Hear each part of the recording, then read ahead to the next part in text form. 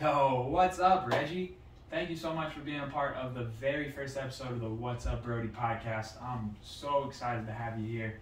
What's going on, man? What's up, dude? Just want to say I'm honored to be here. I know you've been preparing, getting this podcast ready. I'm just excited to be a part of it, see where this goes. I think this is going to skyrocket. I'm very excited to not only participate, but to see and listen to all the conversations that are going to be had on this. And there's a lot of great things to talk about, and I'm just excited to be a part of it and, tell a little bit about whatever myself. Hell yeah, man. I really appreciate that, dude. Thanks for being here again. Also, this is a podcast that came together pretty quickly, man. Jeff, Ralph, and I put this together in about 4 weeks, and it's really just a podcast just going to be about helping and supporting people who did some cool shit. And speaking of some cool shit, man, you really changed your life in the last 3 weeks. You've made some drastic changes, not only in your mindset, but also your financial things that are setting you up not only for today, but also for the future. So that's really kind of what I want to jump right into. Let's go ahead and talk about that. Okay. So as you kind of touched up on, I've been making a lot of changes personally. It took a lot of time and thought. So to kind of take a couple steps back, so I left college in, I believe it was 2017, Okay.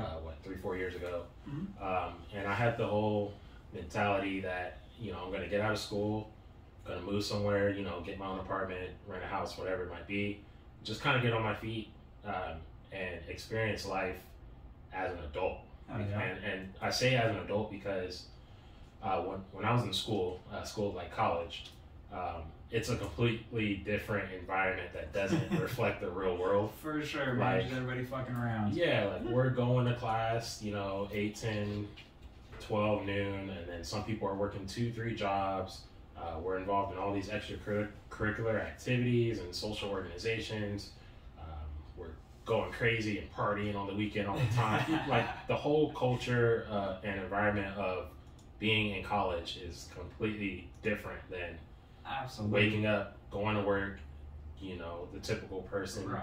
will work their 9 to 5, 40 hours a week. That's not college. Like college is like gets you to it's supposed to mentally prepare you for life after. Yeah. So that's kind of how I took it. But anyway, so I leave college. Eventually moved to Austin. I grew up in Killeen. I've been there since about 3rd grade because my dad was he was in the Army. Okay. So whole military brat, moved to Fort Hood and everything. Moved to Killeen, 3rd grade until I graduated high school. Then went to school in San Angelo, Texas at Angelo State University. Go Rams. And then left there. I moved out here to Austin, Texas, Cedar Park, North Austin area. So I tried to get on my feet and, being on your own, like completely on your own, like you're doing it, you're going to work, you're paying the bills, you're responsible for everything. It's an adjustment period coming out of college. Sure. Because it is like there's no more games. There's no we're like fucking around and we're going crazy partying and not prioritizing the right things. Like this, you're in the game. Yeah. I say the game. It's like the game of life. Game of life. The game of life. You're in it now. So here you go. What are you gonna do? So that's anyway. Kind of got sidetracked there, but No, you're good, man. So, you're good. Like I said, I kind of had that mentality of let me get on my feet. I'm in my mid to late 20s, and just experience life on my own. So I've had about 2 or 3 jobs since I left college, if I'm not mistaken. Okay. Moved around a couple times, and it's been quite an experience. Like just truly being on your own and using these years in your youth to truly find yourself, what you like, what you don't like, what you want to pursue. And that kind of goes back to the whole college thing, because coming out of college, like most people, some people go to school for nursing, some go to some other portion of the medical field. Damn, Reggie. Dang, guys, right in the green room, I told this man, turn the sound off your phone. I apologize. And here we are. So, like I said, some people they already have a predetermined route they're going to take. They want to be a doctor. They want to work in the medical field. They want to work in sales. They want to work in law enforcement, whatever the case. But for me, I have a big interest in sports. So part of the reason, or a very slim part of the reason why I wanted to move to Austin, was to somewhat entertain the idea that I wanted to find a job in the sports avenue here at UT. Yeah. Because I was like, they don't have any professional teams. So that's truly what I wanted to get at, is working at a professional sports team or their facility. Something kind of behind the scenes. But yeah, like I bring up UT to kind of use the resources around you. I'm like, all right, they got UT there. It's a big D1 school. Let's see what that's about. And I bring that up because sports is an interest of mine, right? I love sports. I can talk it all day, every day. But I had trouble kind of finding like a career path that would sustain the financial like goals. Yeah. Not necessarily goals, but also just the financial living here in Austin, man. It's expensive here, dude. It really is, man. For people who don't know, we were roommates for a while. Now we both live in one bedrooms, but for the first couple years that you lived here, we were roommates, and that definitely helped out both of us while we were trying to get on our feet here in Austin, because especially in Cedar Park on this side of town, it's expensive. Yeah, it's Pflugerville too. Yeah, so I mean, it's expensive here. So it's to kind of bring in what you were saying, kind of just is that essentially, you were going through college, graduated high school, you went to college, you got out of college, and you kind of had an idea of what you wanted to do, but you didn't have it all mapped out. Like if you wanted to be a doctor, like, okay, I need to get out of college, I gotta go get my master's, I gotta go get my doctorate. Like those people have a clear and concise plan to figure the things out. When you got out, you didn't really have a full-blown plan yet. Would you say that's kind of the case? Yeah, so going in my freshman year, I had this kind of weird, but this notion growing up in my teenage years that I wanted to be a businessman. Okay. I didn't know what that meant. I just knew it was guys in suits making money. And so my initial declaration was finance. So I went to school my first semester, and I think I was taking like an intro to business, like 1301 class. And after that semester was almost over, it hit me that I just didn't want to do that. Mm-hmm. Like I didn't have any interest in learning business and whatever terminology that I can't think of it off the top of my head at this moment. But I was like, I just don't want to do that. I don't know. Maybe I'll change my major, figure it out. And a lot of kids change their majors because they're pretty common.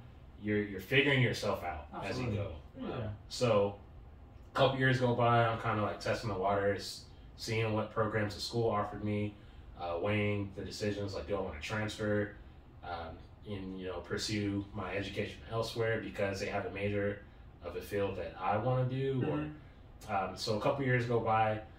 I spent those years kind of maturing, like figuring out what I like, and it turned out that I had to realize that I liked communicating with people and public speaking. Okay.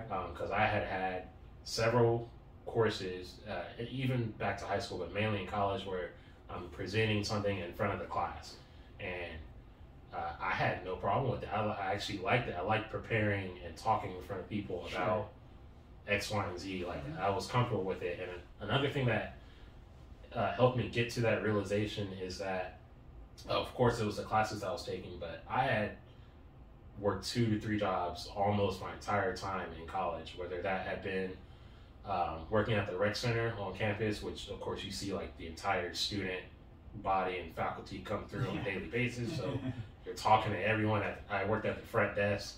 I see everyone. I talk to everyone. I also had an assistant manager job at the local movie theater at Cinemark, right down the street from campus. So that, and also paired with, so I'm going on and on, but my time in college, right? So you go to class and everything, and some people go to work, but outside of that, you have to find something to engage yourself in. Mm-hmm. So I chose to pursue the route of joining a lot of extracurricular activities and social organizations. I was in a campus like planning group. I was in a fraternity. God, I can't even think of all the other stuff I did. It was my resume was stacked from college. You were staying busy in college. I was very busy. But I bring up all those things I was doing because I felt like it all contributed to me being put in leadership positions, as well as positions that would have me publicly communicate to other people, to small, to medium, to large groups of people. And a lot of people would argue that, going back to you dream of being a business person, a lot of people would argue that what you're talking about right now is far more beneficial to being an entrepreneur or being a business person than actually getting a business degree. Oftentimes those business degrees just are practically useless. They don't teach you how to do exactly what you're talking about, because starting a business, as we've found out in the last 4 weeks, starting a business is primarily networking. This podcast couldn't be possible had I not met as many people throughout the last 5 to 10 years of my life through just networking, just making friends, just being very, very personable, being easy to get along with. It wouldn't have been possible to make this podcast come together because the majority of the people coming on are all people that I've met personally over the last 5 to 10 years who I just randomly reach out to, and I was like, hey, I'm going to start this. Would you want to get on the schedule? And everybody just started saying yes, and then here we are now doing the first episode. So I think a lot of people would say that you changing to that degree and being that, I guess, extrovert, being more capable of talking to people and communicating is actually far more beneficial for you for your future endeavors. Yes. And kind of to piggyback off that, another reason I chose communication, that field, is because I felt I didn't have a specific master plan coming out of school. Yeah. So I thought, why don't I learn communication? Because one, that's something I enjoy, I like it, and I want to learn about it. And I also feel that it's, in a sense, it's very general communication degree. You know, it's not specific like radiology or whatever. I felt it was kind of something I could take anywhere and backpack that and keep it in my back pocket. And you need communication at every job. There's no way you can. Absolutely. And not even job, just in the real world. So it's like some of the skills and experiences I had, they're going to come back. Whether you're interviewing for jobs, you're at work, you're just conversing with your friends, you're exploring business opportunities. Really just if you think about situations in your life where you're just communicating with other people, whether it's informal or formal, I can go back and think, oh, I remember going through these certain scenarios when I took this communication class, or I was giving that speech, or I was doing this argument and debate with X amount of students and things like that. So I cherish the lessons and the things I took away from that I can still contribute in a professional or a non-professional environment in the rest of my life. Sure, and it sucks kind of this everybody working from home now, because just due to the progression of social media throughout the last 10 years or so, we've already seen people being less and less capable of communicating with each other. We work in retail, so every day we just see grown-ass people who can't use their words. Yeah. And it's just like, you're a grown-ass adult. Communicate. Just use your words. And it's only getting worse with this, I guess probably like 60% of people from now on work from home, and this communication is just getting worse and worse and worse. And we just see it every single day and through the progression of social media. And I hope that it's just something that it's just a phase, and hopefully we get back to the roots of just talking to each other, being nice to each other, just being pleasant. Stop not making eye contact when you walk past somebody on the street. Just say hi, just say, hey, what's up? Those little things just make everyone's day better, especially with how social media has had a negative impact on society. A lot of people are just very not happy. And those little things, just walking through the store, and if you make eye contact with somebody, just say, hey, how are you? Just those little things really make a difference in those kinds of people's lives who really dwell and aren't the happiest of people. And so it's just another reason why just communication is as important as you're talking about. So let's fast forward a little bit. So the last 2 years, just run me through a normal daily routine of Reggie Pitts through the last 2 years up to the last couple weeks. So of course, I would go to work, whatever time of day or shift that required. And then my mentality, really for a large portion of that time, was, okay, I'm off work. I already took care of that. Now, how do I entertain myself the rest of the day? Yeah. So, a lot of weekends or whatever, I'll go out, go to 6th Street, hang out with some people, mostly coworkers. Okay. Of course, play video games, Sure. typical guy stuff. Sure. Or not even guys, just people play video games. But, I watch sports. I'm big on sports. I'm into movies. So I felt like all of my, or most of my energy outside of work was entertainment. Okay. Which is fine. There's nothing wrong with that. Everyone should entertain themselves to some degree. Sure. But I felt like that was my, primary focus outside of work. Yeah. And of course, I was working full time all these years, but I wasn't necessarily thinking long term as far as my daily and weekly habits and tendencies. Okay. Like I was like, okay, I'll go to work, go home, enjoy myself, relax. Go to work, go home, enjoy myself, relax. And then would you say that you got kind of maybe stuck in this very typical mundane lifestyle? Would you say that it was just one of those things where you got real comfortable with just almost being inefficient with your time? Yeah. That comfort of the entertainment, just coming home, just relaxing on the couch. That's addicting. Yeah. And I think a lot of people can contest to that. Like coming home and sitting on the couch, kicking your shoes off, eating pizza, like that's real comforting. Yeah. And a lot of people will search for that comfort. And I think that a lot of people just get really stuck in that same groove that you were in. And, there's just more things that you can do with your time that can just better yourself and just better everything else around you. So I think to kind of go off what you said there, for most of that time, like the previous couple of years, of course, I didn't consider myself lazy at all. Yeah. I would take care of my errands when I had to be ahead of most things. Mm-hmm. But, God, I just lost my train of thought. I was going to say something real deep there. But the complacency. So, yeah, okay, there you go. There were some days where there'd be like one day a week or maybe a couple of times a month where I was like, man, all I'm doing is just going to work, going home, essentially. Mm-hmm. And I was like, it's not boring, but I was like, I feel like I need to be living more, if that makes sense. Like I need to. Would you say you were happy?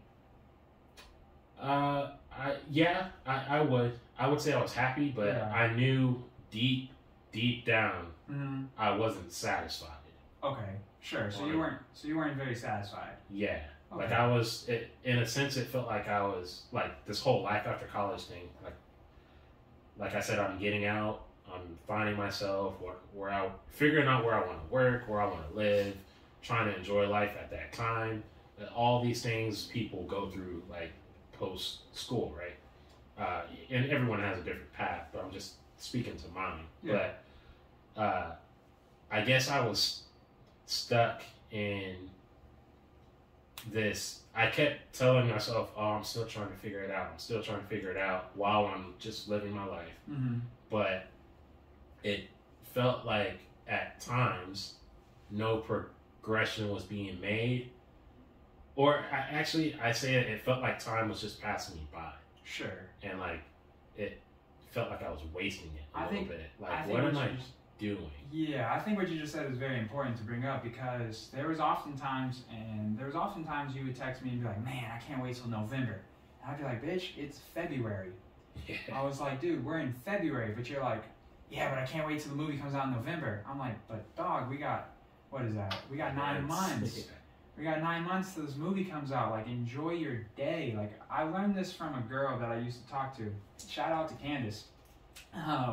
Back in the day, I used to tell her, or one day I said, she was at work, and I told her, I was like, hey, I hope your day goes by fast so you can get off work.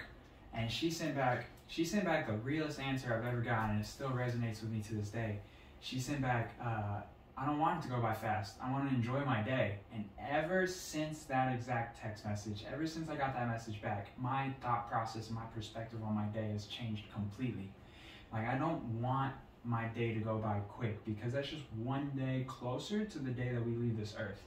And I want to enjoy each and every day that I'm able to be breathing, that I'm able to be here.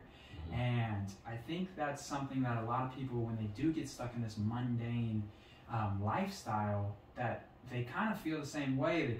They look so far in the future, where they're not living currently in the moment. They're not trying to better themselves at that exact day. And I think another thing to kind of point out too is what this kind of shows, and when we get to kind of like the changes that you've made, what this shows is that you've had the capability of being self-reflective. Would you say that oftentimes you would get home from work, and when you are sitting on the couch, you would kind of rethink your day and what you did, and if it was productive or not, or like a conversation that you had with somebody?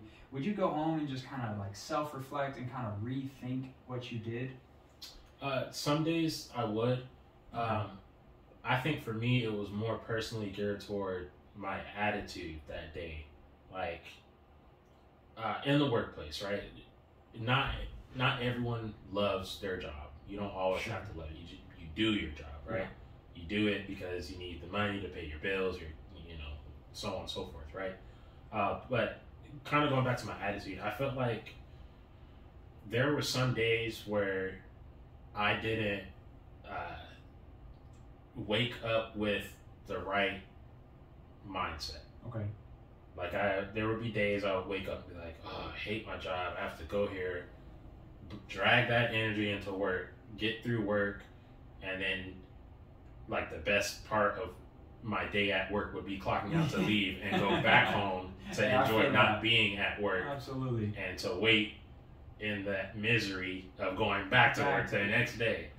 And so I felt that like my attitude wasn't always great. Mm-hmm. And even to this day, there are some days where I'm like, oh man, I don't want to go to work. Yeah. But that's normal. But so my attitude, yeah. And then there were days where I just kind of sit back, and I think even like on my off days, there might be a couple times where I'm like, man, did I do something today that at least helped me rest and relax and recoup?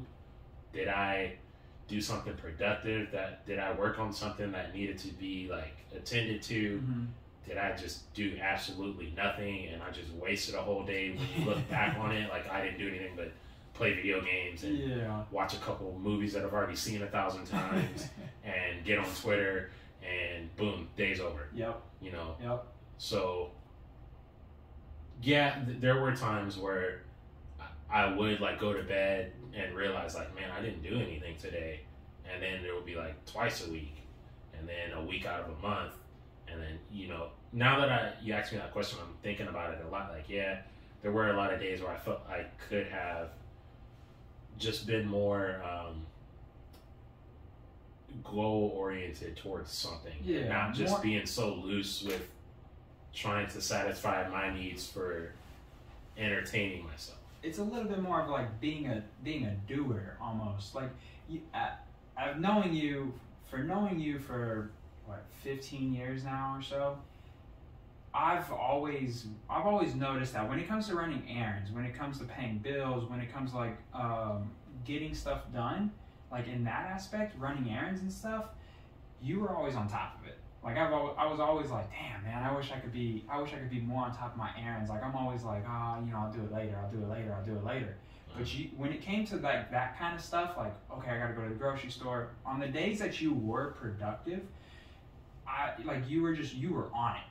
And I was always just trying to get this out of you. I was like, damn, Reggie, if you could just channel this into every aspect of your life, you would be so much better. Like, there was a lot of times where I was like, man, I wish Reggie would have a little bit more ambition. I wish Reggie would enjoy his day. Like, I wish Reggie would have a few more goals. Like, I wish Reggie had something that he was striding for. And so, finally, now at this point, it's weird. We clicked like almost at the exact same time. Just a couple weeks ago, And I'm so happy to see the changes that you've made just in your daily progression, what you've done. So let's jump into that. What has happened over the last couple of weeks that has just really changed everything for you? So I'm gonna definitely dive into that, but right before I do, it got to a moment where, like I said, I'm a huge sports fan. Anyone that knows me knows I can talk sports, sun up, sun down, tweet about it all day, every day. Daily call you arguments about on it. the couch. Me and Jordan will argue. We will go to war. If he just walks in and says something I don't like, I'm like, what? All the time. Bringing up all these stats numbers. All the time. And we're in full debate mode. And that it just speaks to my passion about it, right? Yeah, absolutely.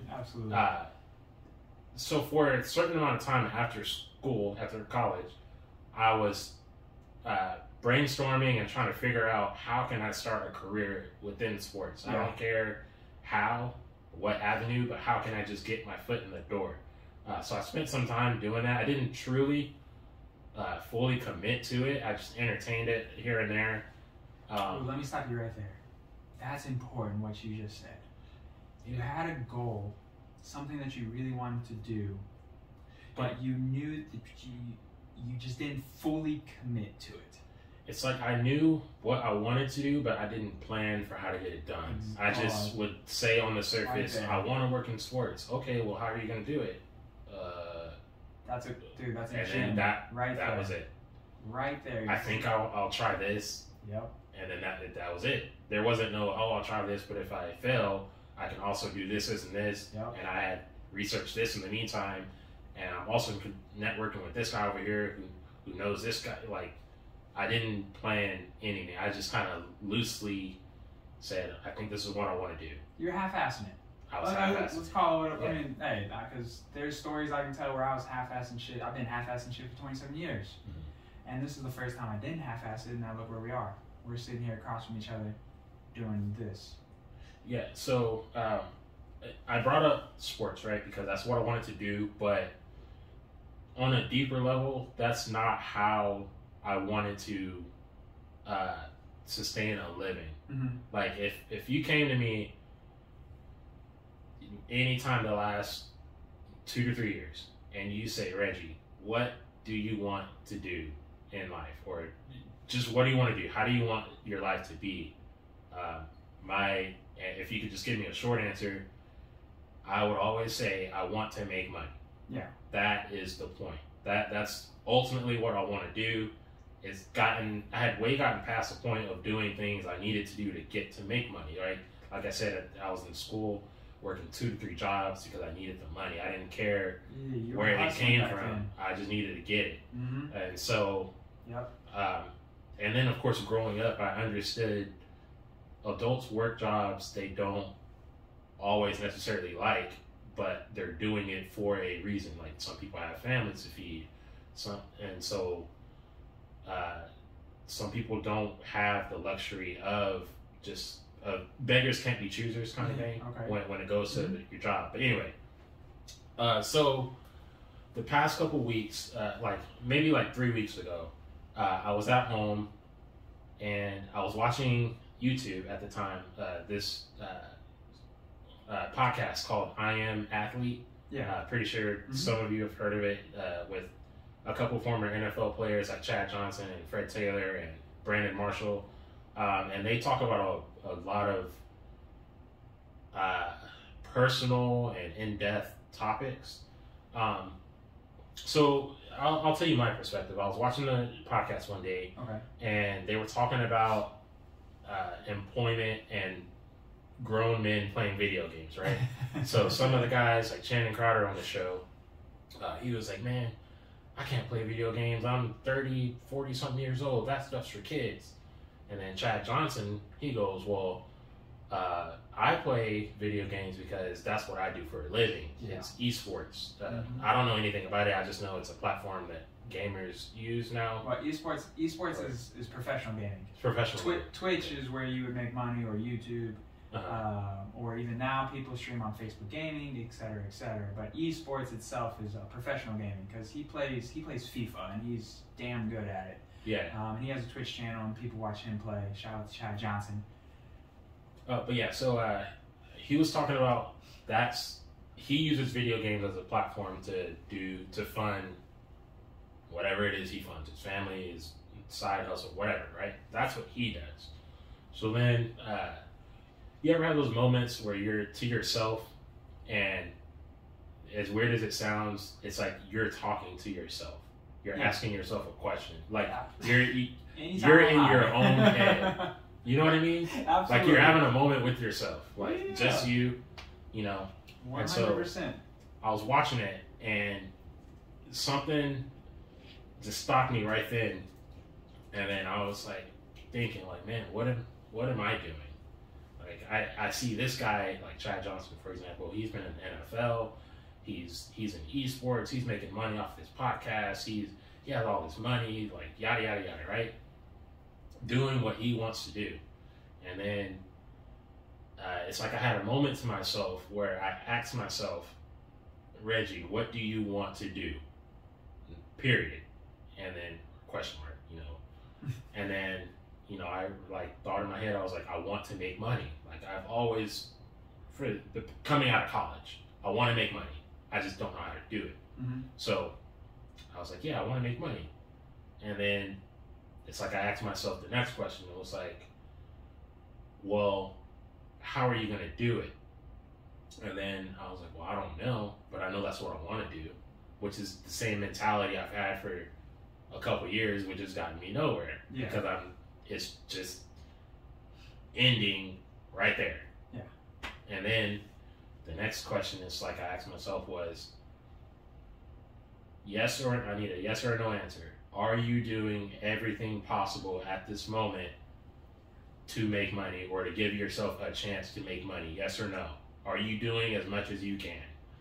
And then I thought about it, and then it was like, no, I'm not.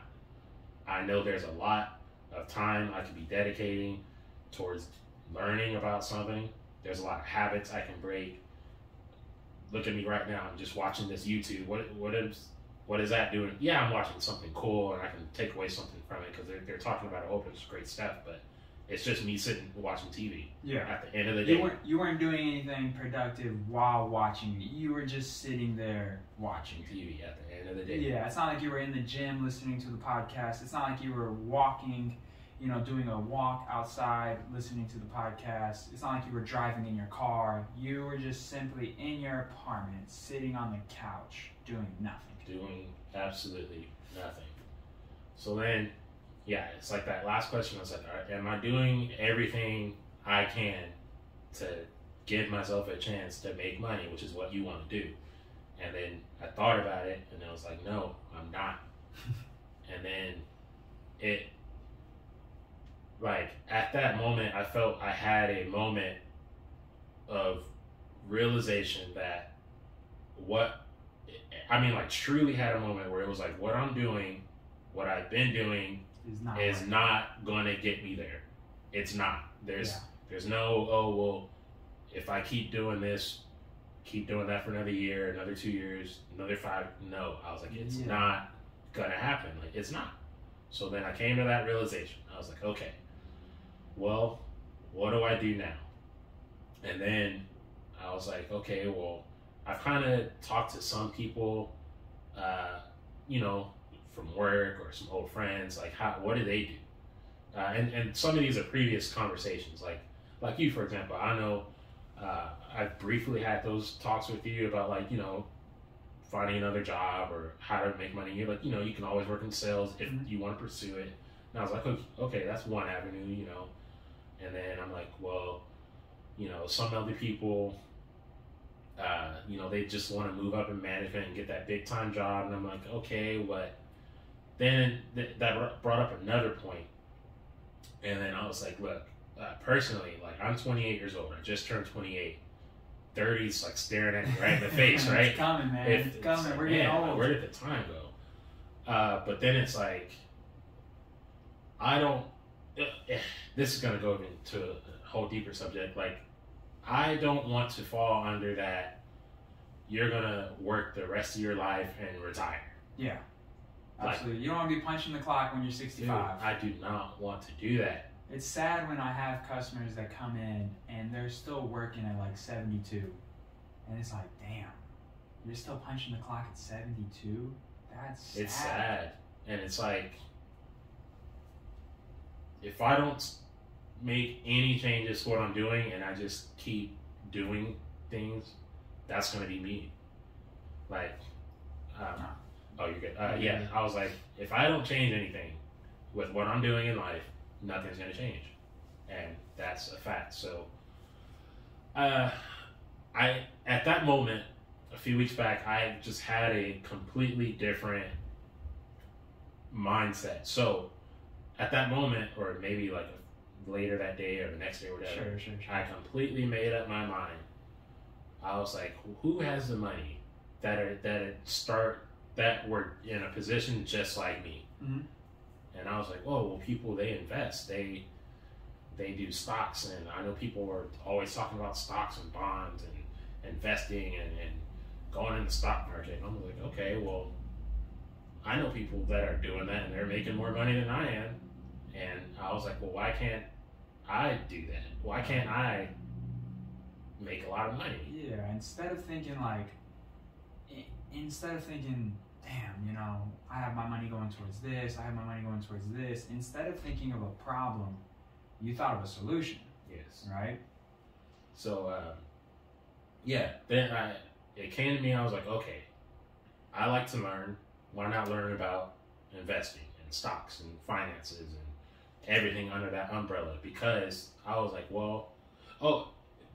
even before then, so last summer, I tried Forex trading for the first time. I had an old friend from college. She introduced this platform to me where I think it was called I Am Academy, where I would pay a monthly fee, and they would give me a whole lot of access to resources like tutorial videos and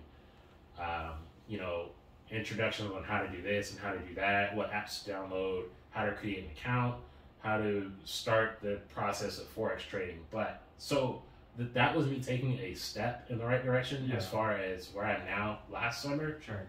But like I said, the monthly fee I was using to do it, I wasn't reaping back, and because I had to break even first to, cover the costs I was paying monthly, and then I had to make profit just for that to make sense of me doing that, spending that money. So I tried it for like 2.5 months, and honestly, I was terrible. I didn't make anything. Yeah. I made like $15. Yeah. And I spent like almost $900. So I was like, this isn't working. And I was like, at that time, I was somewhat committed. Like, I was taking notes and I was watching these videos and I was trying to figure it out. And Forex trading is very complex. It's something that I know now is not suggested for beginning novice investors, traders. I just hopped into something that was really difficult. That's hard to do. It's hard. Mm-hmm. You have to know what you're doing. Anyway, I tried it, I failed, and then I stepped away. And then, like, over the months, like I said, when I would have conversations with some friends about, like, just the future, like, where do I want to work? What other ways can I get money? And then even you would be like, well, you can always go back to trading or whatever you were doing last summer. And then I would always say, well, I had to find a different platform for it because I don't want to pay that money again. And then that was it. Yeah. I would just leave it there and then actually try to find something, right? It's a lot of non-committal attitude. Excuses. It's yeah. At the end of the day, it's an excuse, So I decided to invest, right? To begin learning about it. Mm-hmm. But before I could even get there, like I'm telling you guys, I had a complete mental 180, 360, whatever you want to call it. Like I sat myself down one day, I think I was off, and I broke down like every aspect that was necessary to my life to start heading in the right direction. And you're probably like, well, what are you talking about, dude? So I'm talking about every last detail from the second I wake up to when I go to bed. What am I doing that day How many hours am I spending at work? What things can I cut?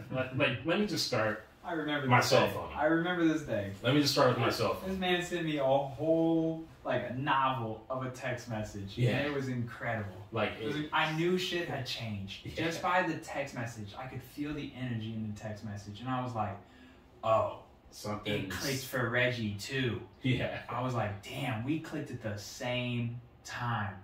I knew from that text message on that you were no longer bullshitting. Like, there's a lot of people, you can tell when someone comes up to you and says, yeah, I'm going to do this, yeah, I'm going to do that. You can almost tell immediately when they're actually going to do it and when they're not going to fully do it. And when I got that text message that day, I was like, oh, Reggie's going to do it this time. Dude, so at my apartment, right, I came home.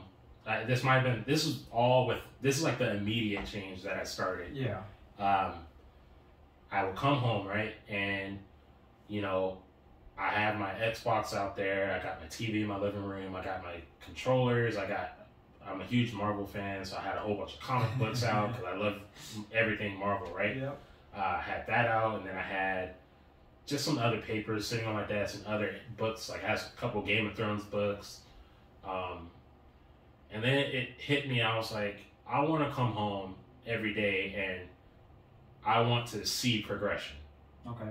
And so I visually, like anything I could visually see that I felt could have been a distraction to me, or I could have spent time doing that and it was like under the entertainment category or something that it wasn't bettering me. Yeah. I put it away. Yeah. I packed up my controllers, my Xbox. I was like, no more video games. And video games aren't a problem, but it's something that's not helping me get to where I want to go. Exactly. That's the point. It's not that playing video games is terrible. It's just I'm not getting paid. Yeah, you made a decision that you were gonna put all of your time and energy into something that's gonna make you better for today and the future. Right.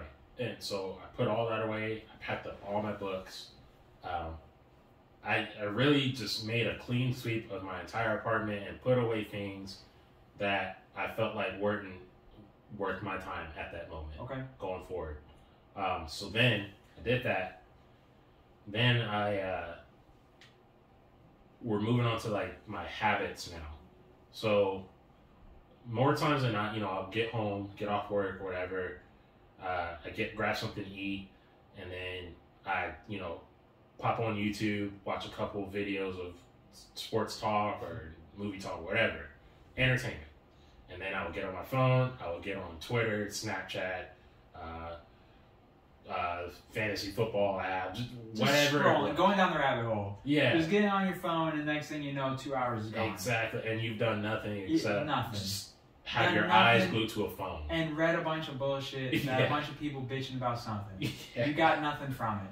Nothing at all. So one thing you told me to do or suggested was to move all of that secondary stuff that I didn't need to be looking at every day away from my homepage. Shout out to Alyssa for posting that on Instagram.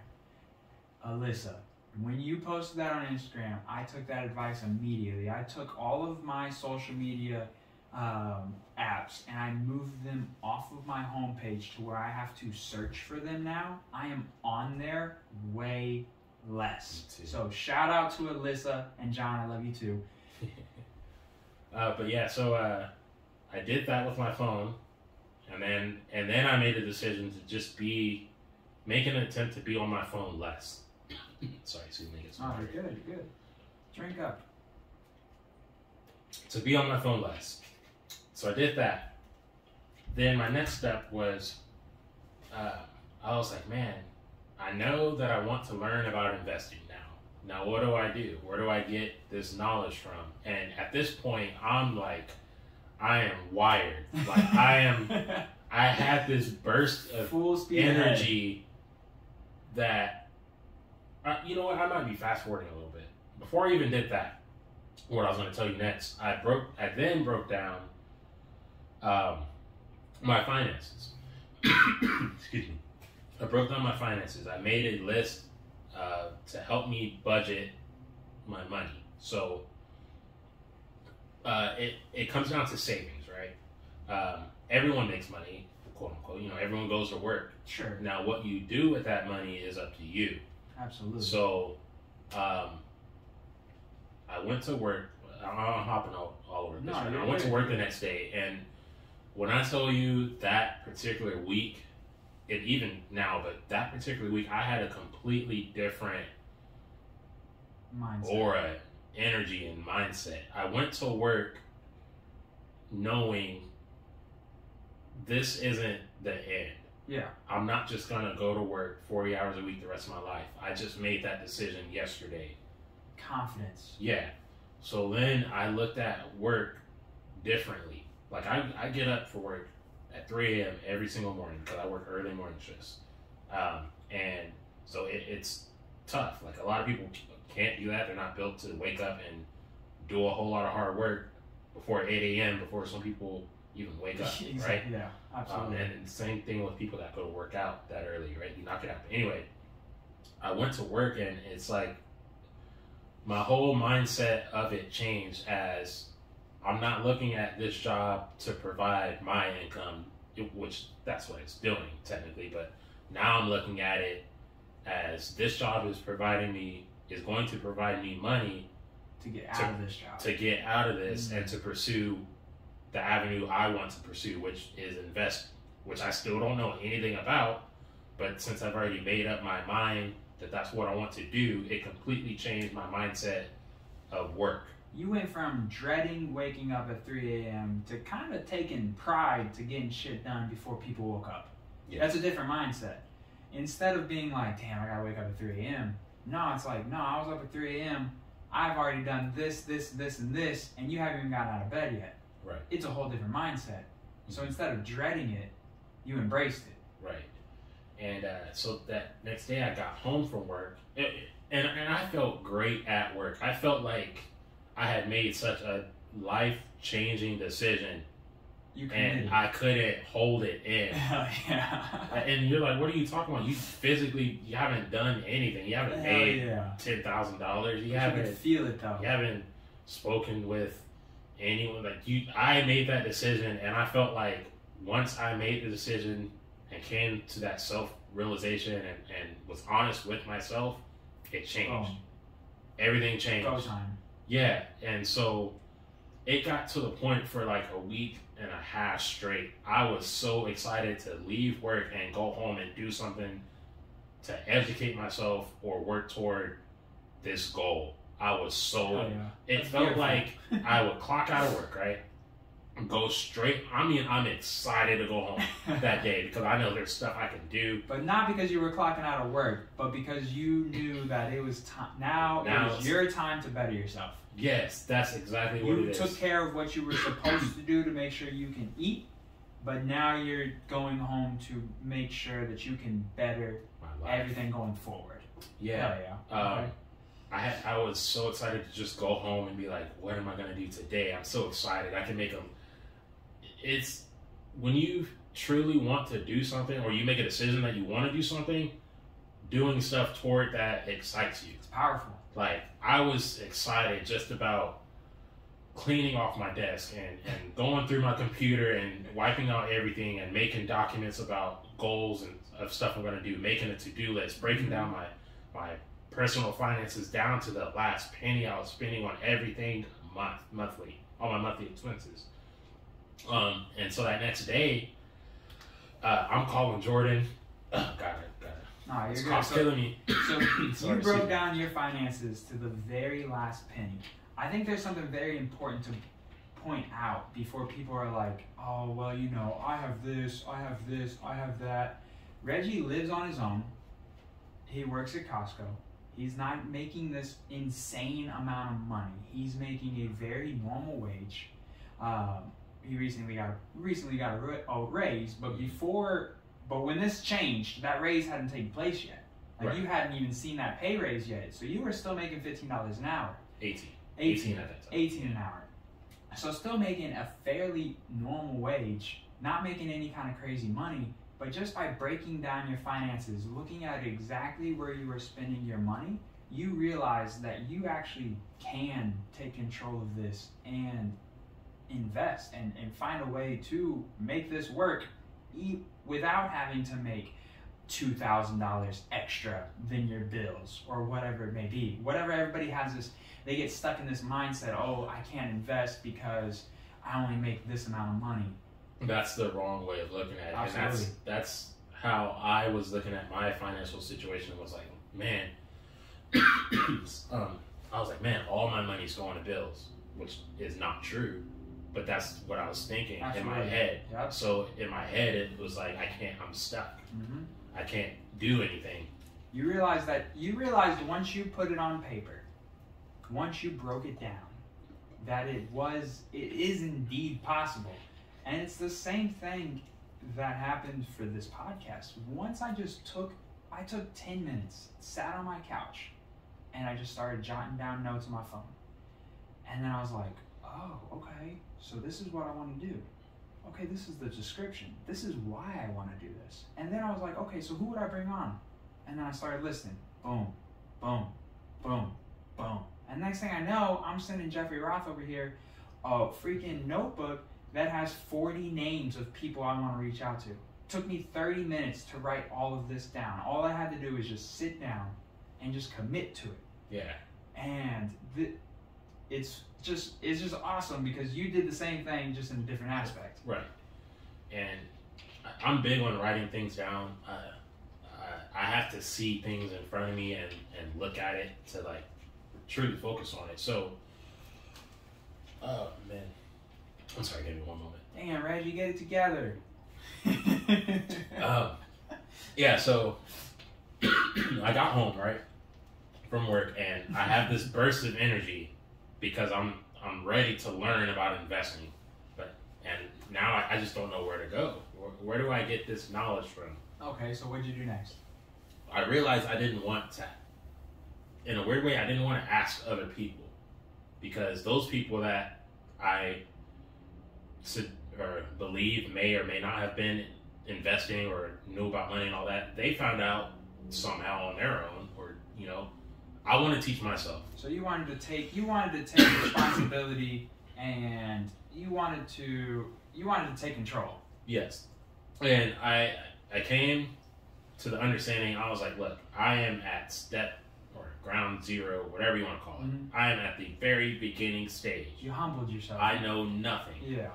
But I know this is what I want to do. So before I can do anything at all, I need to educate myself about it, right? So then I was like, okay, well, and I like to read, and then I was looking around, I was like, I don't have any books on investment or explaining all this terminology and what to do or mm-hmm. how to budget and save and to start doing that. Like, I knew how to budget, but I didn't know how to budget toward something like this that I'm doing now. Sure. So I was like, man, I just got to go somewhere. So I got up, I just drove to the nearest Barnes & Nobles. So you went right then? Yes. You know how easy it would have been for you to just sit down and be like, nah, I'll go tomorrow. Yeah. I'll go tomorrow when I get off work. Dude, that whole energy of doing stuff later, that had changed. I was like, look, this is what we're doing. Boom, boom, boom. This is what I want to do. Boom, boom, boom. Yep. You just hopped in your Let's car. do it. Let's do it. Let's do it. Let's do it. Let's do it. That was my whole mind since I made that decision to start doing something to better myself. So you hop in your car, you go to Barnes & Noble. I go to Barnes & Nobles, don't know what I'm looking for at all. I just know I'm looking for a book talking about stocks. Okay. Right? So I walk around the whole store. I eventually find like the business section or whatever, and then I'm going through it because I want to make sure I grab what I think is the right thing.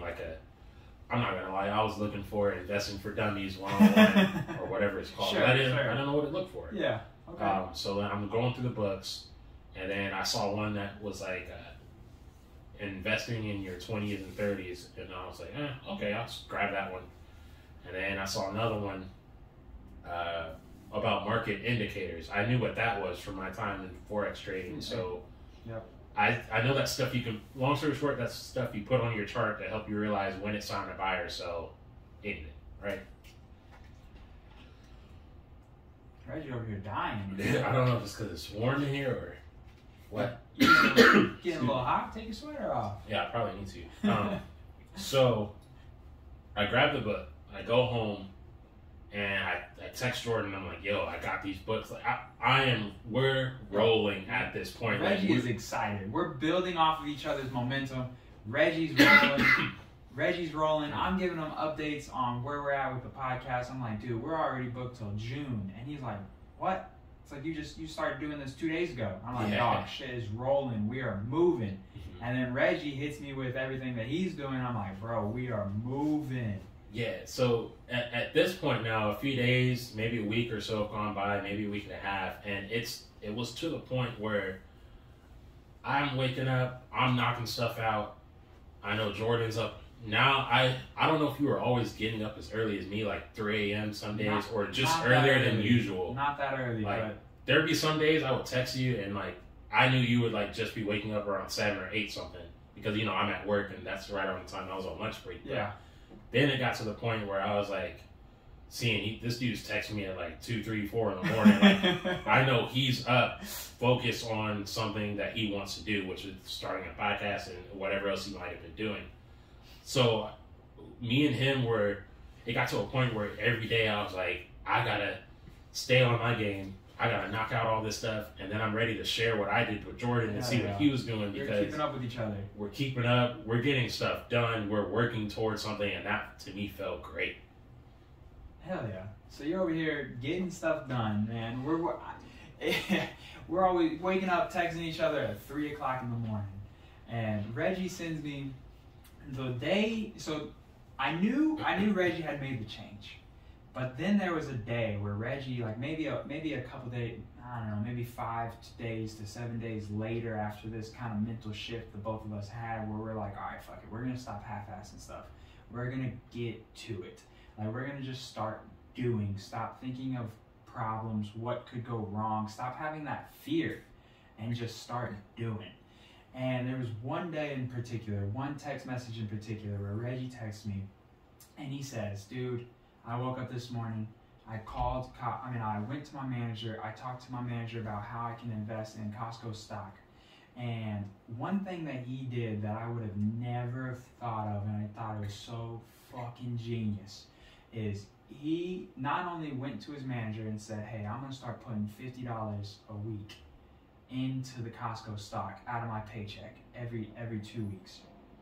He texted me, said, Jordan, I took out half of my 401k and I put it into the Costco stock. Talk to me about how you came to that decision, because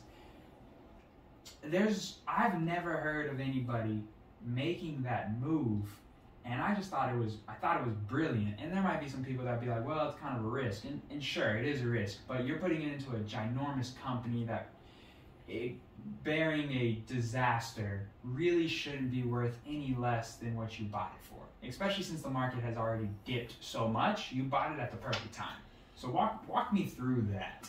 Yeah, so like I said, I'm still learning everything under this investment umbrella. Even to this day, I'm still learning.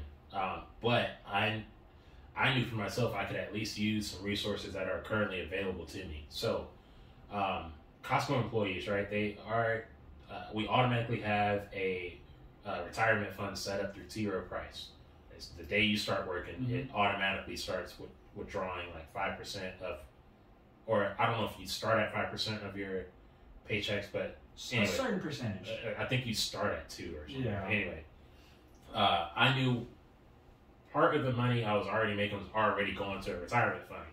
I didn't have to do anything. It was just already happening. Absolutely. So then I was like, well, what retirement fund? Well, of course I knew that, but that was the next question. Where's it going? It's going to T. Rowe Price. Mm-hmm. Oh, I heard of them. They're some big business company. I don't know what they do. Let me find out. So then I call them, and then I see how much. Of course, I had been monitoring how much was in that account, but then I'm like, T. Rowe Price also does stocks and bonds and funds and all this stuff. Maybe they can do something with the money that's already in there. Let me just call and ask. And before I even did that, I was about to say we did skip something. You opened up your stock account like that day. Yeah, no, this is even before that. I was talking to a coworker because, like I said, now at this point, anyone who knows me, right? you know, when I'm at work or whether I'm not at work, you know, I'm talking music, I'm talking sports, I'm talking the weather and girls, you know, whatever, right? Kicking the shit. Yeah. Now it was to a point where I don't want to talk about anything if it's not beneficial to me making money, to me, you know, learning something that I can give to Jordan and some advice. Like, and then mostly I just want to talk financial stuff. Like that's all I want to talk now. I want to talk about stocks and like look at our conversations. Like me and you, we're bros. We talk about everything under the sun. But lately, it's like we're talking about business. It's only been moves. It really has. Text messages went from like we haven't talked we've talked football maybe like twice in the last 3 weeks, and it's been a drastic change just in the conversations we've had, and they've just been far more productive. Yes, like I completely changed the way I think, which in return changed the way I talk. Or what I talk about. Like now all I want to talk about is investing in stocks and what do you know and so on and so forth. So I talked to a coworker at work and it went for like 2 days where I would just go up to almost every coworker I was cool with and was like, hey, do you know anything about investing? Do you have any stock? Picking everybody's brain. Yeah. Okay. And one coworker, he was like, yeah, I invest like $75 a month out of my paycheck into Costco stock. And I was like, what, you can do that? And then he was like, yeah, just go to the office and talk to the payroll clerk and they'll show you what to do. And then she gave me a pamphlet of steps, like 3 easy steps how to do it. Boom, did it that day. And then another thing I found out from another coworker was that you can take money out of your retirement fund and put it toward an investment. And of course I was like, well, Costco stock, like that's a big company. Why not consider that? Look into it, right? Then I called T. Rowe Price, you know, asked him a few financial questions and everything. But I found out that I could like move like 50% of my current retirement account toward a stock. And then it hit me. I was like, wait, well, Costco stock's been dropping lately. I think it's like the lowest it's been in like 3 months or something. It was low. Was that like 319? It was 311. 311? It was 311. What a snag. So it kind of felt like the universe came together. And then I was like, oh, I want to do that because what's the worst that could happen? Costco just collapses. Like I knew it was a good investment, right? I was like, that's not gonna happen. So let me just do that. So, we bring all that up because at that point I'm rolling. Like I'm like making moves. I already broke down my finances, what I'm gonna save, considered all my expenses. I'm about to move this summer, so I was talking to Jordan about how much money I'll be saving, and we came up with a plan for how I'm gonna disperse those. And I'm telling you, I broke everything down to where now he did. I feel like you might think this is weird. I already feel like that money is in my account. You started visioning. You started what the fuck's the word? Envisioning, yeah. What's the other word I'm thinking of? Manifesting it. Yes. You started manifesting it. So yes, nothing too crazy has happened yet, but there has been some things that has happened that we're going to touch on. Some very good progress that you've already made just in 3 short weeks. But first and foremost, you just started manifesting it. You started believing that you can do it. Yes. That this is possible. You came up with a plan. Now we're in the action portion. Mm-hmm. So you opened up a stock account. What did you do that day? So you opened up a stock account, and what did you text me? Even before you transferred over your 401k, you started making moves right as soon as you opened up that account. What did you do? Yeah. So the whole reason behind opening that account. So that book I bought from Barnes & Noble's, it's like investing in your 20s and 30s. I think that's the title, but it basically is the Bible for beginning investors that are starting from scratch, just like me.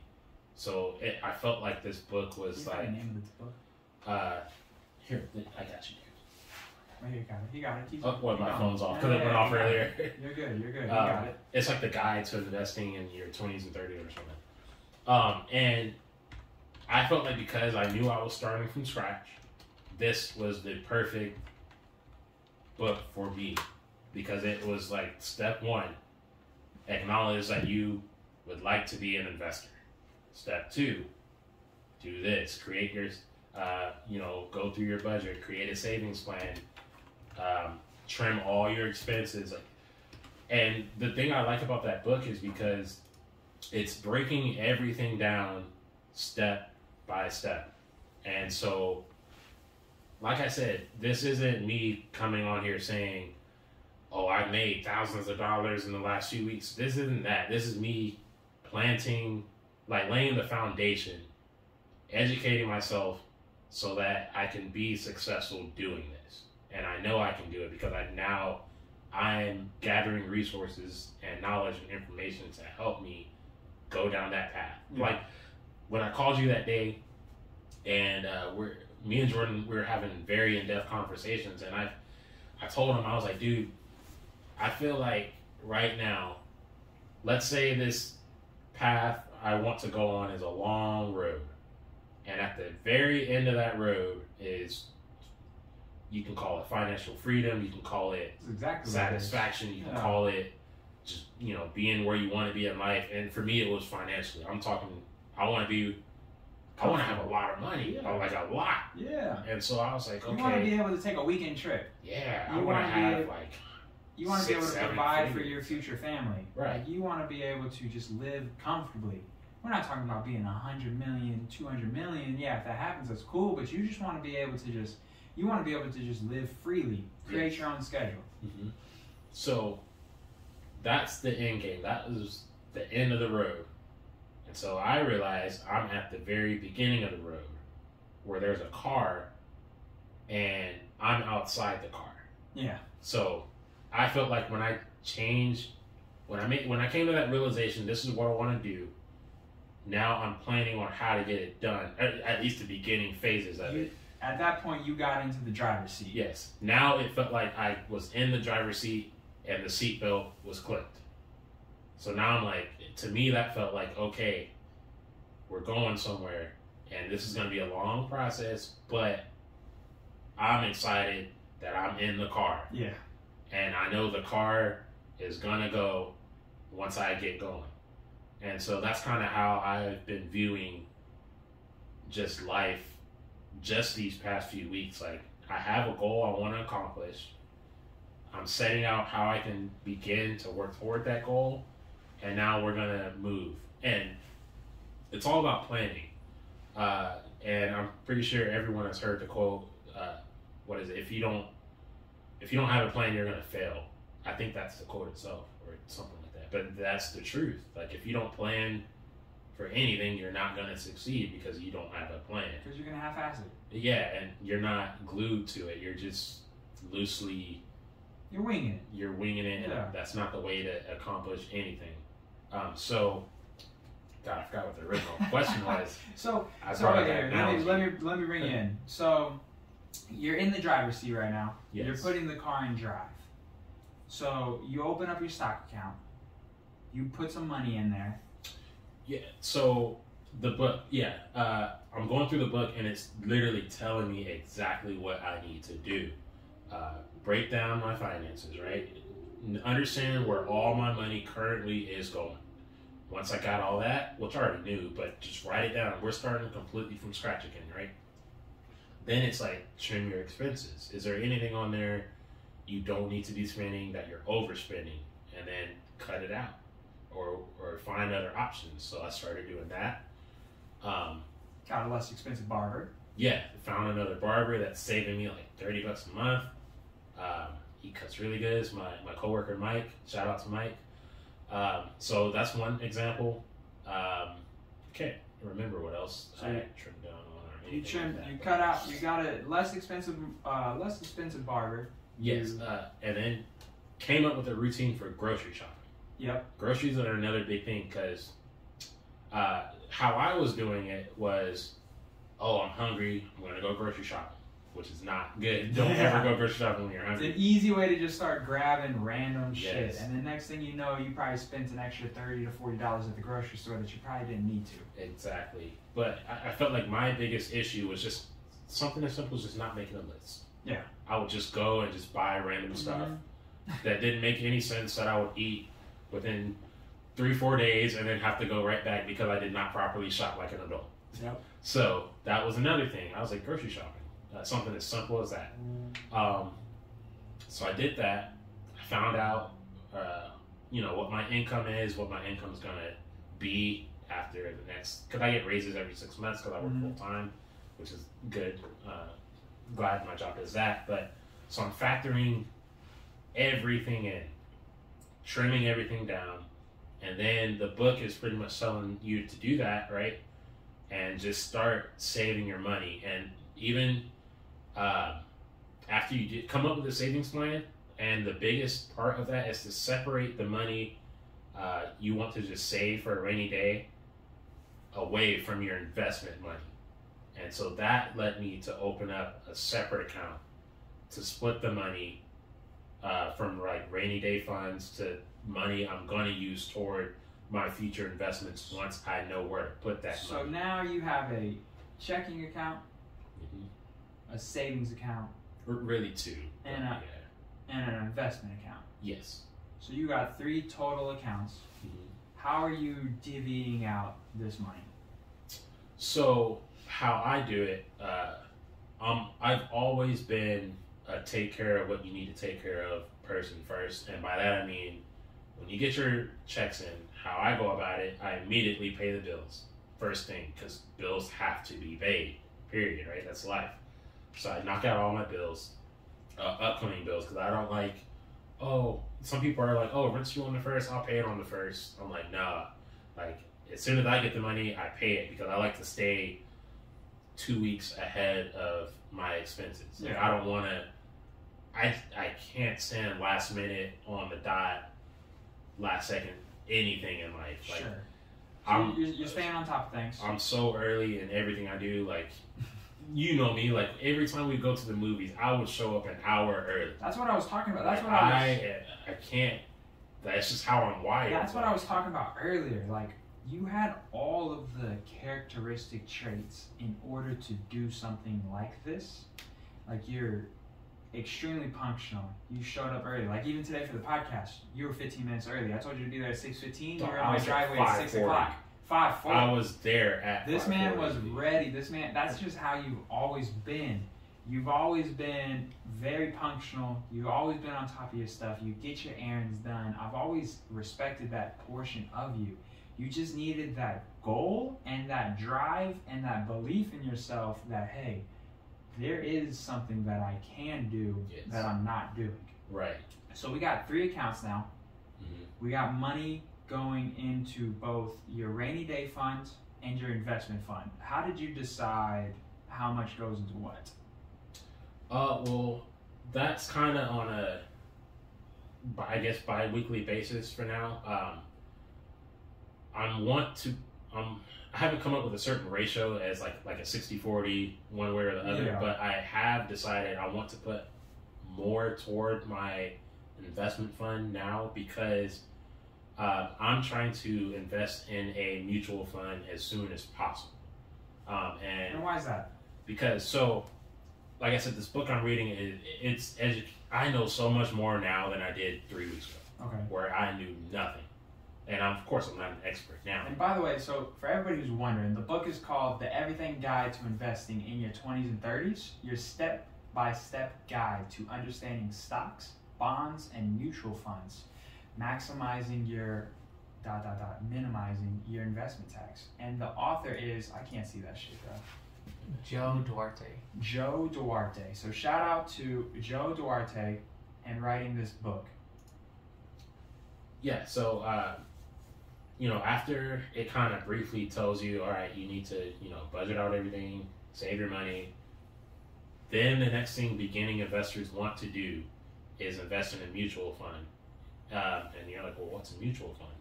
So, you got stocks, right? Let's break down stocks first, because I know you know stocks. Sure. I'll break it down just in case. Right. Picture a pizza. Okay. Right? I know everyone uses the pizza analogy. Let's say the pizza is Nike, right? You buy 1/8 of that pizza, which is like you buy shares of the pizza, you buy an eighth's worth of pizza. Now you have an eighth's worth of shares of Nike. You own part of Nike. Okay. So that's what stock is. You buy shares of a company, and you're hoping that that they continue to make money, which makes you money, and everyone's happy. Yeah. But you also have the risk of that company losing money, which can happen for a number of reasons, just like why it can grow. Then you have bonds, which, long story short, is like loans that companies take out to pay for finances. It's really in depth, something I really don't want to get into. And then mutual funds. So you can invest in as many stocks as you want to, right? You can pick out X amount of companies and you can own stocks. And you're going to have, it's very risky. Sure. Anything there's an investment validity that comes to that. Correct. It's very risky. So what mutual funds does, like you find a company like T. Rowe Price or Vanguard or, I can't think of the rest off the top of my head, but those, for example, you tell them you want to invest in a mutual fund, and what that's going to do is help limit your risk by spreading out your assets throughout the different ones you want to invest in. So you can have, for example, 3 investments in stock. You can have 2 bonds. You can be invested in an index over here that monitors like mid cap or large cap companies, which is based on how much money they make, typically billions at a time. So it spreads it all out. So you have to picture a mutual fund as a buffet, and you get to choose where you want what you want. Oh, I want some stocks. I want some bonds. I want some exchange traded funds. I want some of this and some of that and some of this and some of that. And then it lumps it all together to where, let's say your bonds are doing awesome. They're amazing. They're killing it. You're making a lot of money. But then the stocks you invested in you're losing money. Picture it like it balances it out. It evens. So your money is equally dispersed and equally spread out amongst a lot of different ways. Yes. Or a lot of different avenues of investments. It's not just you're investing into one sole company. You now have your money in this, and you have a little bit of money over here, and you have a little bit of money over here. Mm-hmm. Now do mutual funds pay a dividend, or what's another perk of a mutual fund? Well, I think the dividend aspect kind of comes down to the company.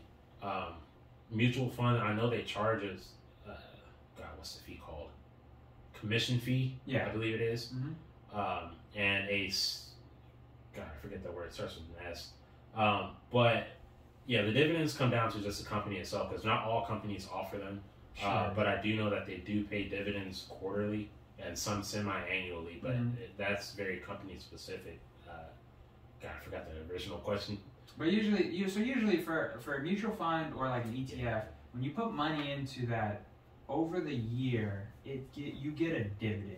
Mm-hmm. So there's a lot of mutual funds and a lot of ETFs that just grow they compound interest. Mm-hmm. So that's one real big perk of a mutual fund, is that it's a lot less risk, and typically on average most mutual funds go up from anywhere from 5 to 12% a year.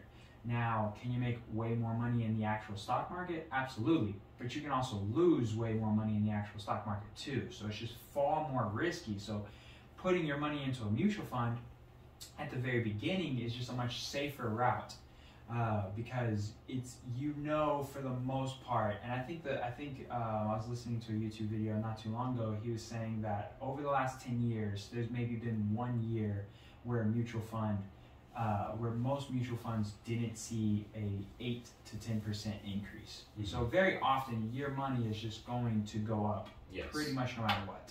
That's really how I look at it. Like, it's a great investment, and the best part about it is, so when you're investing in stocks, and you're an individual investor, which is me right now, mm-hmm. Like, I can just go on an app, I can go on Robinhood or Coinbase, and I can buy stock, Bitcoin, whatever. It's up to me to monitor that. Like, if I just look away from it for weeks and months at a time, and the market falls and I lose money, that's my fault. Because I wasn't personally monitoring that account. Sure. For mutual funds, it takes a lot of that responsibility away because they have fund managers.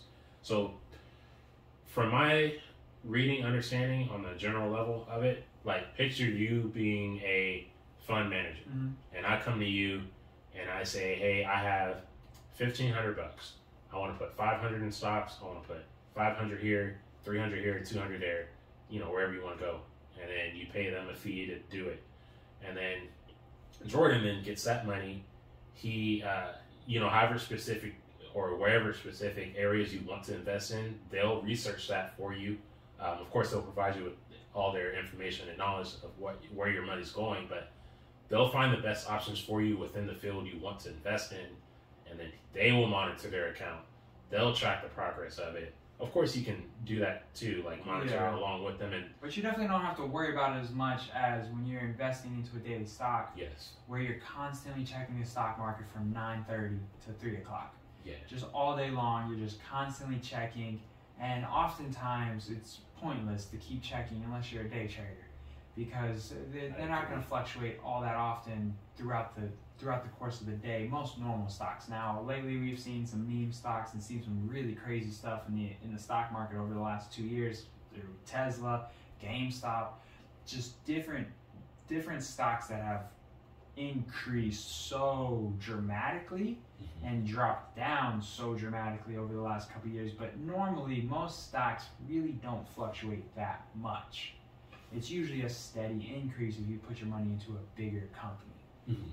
Right. So kind of going back to the big picture of things, where I'm at right now, of course, I'm still, as everyone should be, saving money, right? Because you want to save as much as you can generally before you invest. You want to have a rainy day fund. Yeah. And of course, everyone has different like pay scales.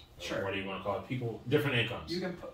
Different people can put away different amounts of money every month, but the point is there should be a portion of your money that is being put away. Right, and you go at your own pace. Like right now, we're young, we're in our 20s, right? We have the rest of our lives still. So I bring that up to say, it's never too late. And when you want to truly invest and start making money that way, you go at your pace. Like, don't rush it. If you take the proper steps, you're going to get there. So that's where I'm at right now. Like, I am in the phase where I've reviewed everything. I'm saving money.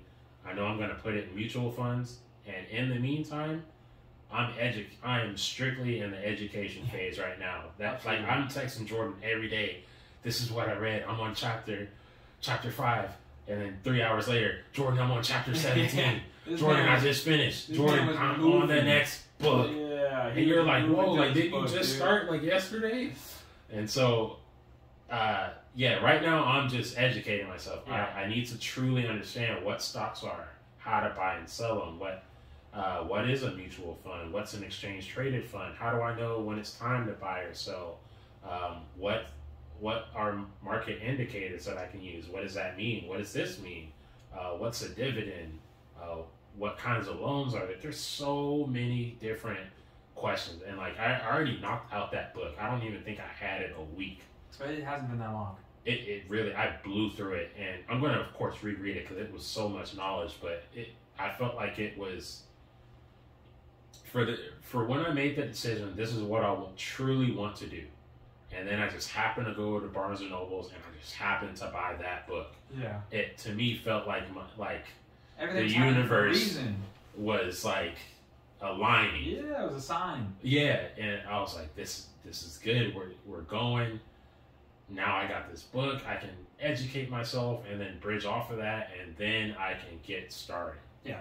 And so, some of that knowledge, like when it's right, I'm like sharing it with Jordan and I keep telling him like, dude, we gotta sit down. I gotta tell you about this book, dude. That's why you're always like, yo, this company, blah blah blah. And I'm like, Jordan, make the most informed decision possible. And you're like, yeah, bro, I know. And I'm like, dude, there's so much stuff. Yeah. Like you need. There's a lot to it for sure. Yeah. Reggie's working on being my finance guy. But another thing is, I forgot what I was gonna say. Just lost my train of thought. But so we did so you're doing a lot of research, right? Mm-hmm. You've been doing a lot of reading. but you did take already some action, right? You transferred half your money from your 401k into the Costco stock at right about $3.11 in a share. What is that Costco stock currently today? The which one again? The Costco stock. So the $50 I have coming out of my paychecks hasn't started yet. No, starts so my currently, what is the Costco stock at?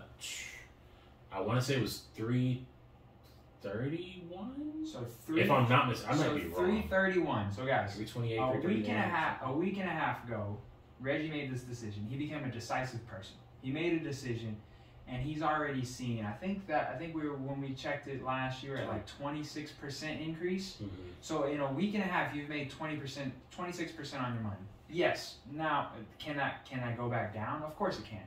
But the point is Reggie made a decision, and he did it, and he's already seeing the benefits. Dude, I've already made $1,000. Yeah. So just by clicking a button. By making your decision. And even more to the root, it's not even just clicking a button, it's the mindset. You made a decision. But that's not the only thing you've done. Right. You also bought a few other stocks as well. Yeah, so as I was getting into all this, before I even did anything with Costco, I already had Robinhood. Yep. And this is, of course, when I'm not truly investing, I'm just like BSing around on the app. So last year when COVID hit, last summer, I thought was going to be the initial wave of theaters coming back around August. I think the movie Tenet, was coming out, and I thought that was going to be like the first wave of the theater business kind of getting back to the groove of things. So I just threw $20 in AMC, and then I checked like a few weeks ago, and it was nowhere because theaters are still struggling. Sure. So I bring that up to say, before I invested any more money, I needed to realize what I had already previously done and analyze that, so I know what I had gotten into and what I will get into in the future. Like what am I doing and what have I done? So I sold that because it was just dead money just sitting there, right? But then I had some extra money, and then me and you were talking about Apple. And then, of course, off the top of my head, everyone's like, Apple is a successful company. We all know they are. They're big time. They make a ton of money. That's all you need to know on a general level, right? So I put some money into Apple. And then this is where you brought up another idea.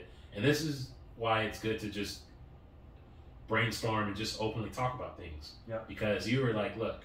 Bounce ideas off your friends. Right. You were like, American Airlines. COVID has hit travel businesses and airlines hard, right? But then we know it's going to get better, quote unquote, better with time. And then when you consider the vaccines that just went out, like, I don't know if it's nationwide or the vaccines are starting to roll out. People like are starting to get a little bit more comfortable, and you're already starting to see businesses airlines, cruise lines. Those stocks are slowly starting to recover, and it's only a matter of time before they really begin to recover once the vaccines are fully accessible to the public. Yeah.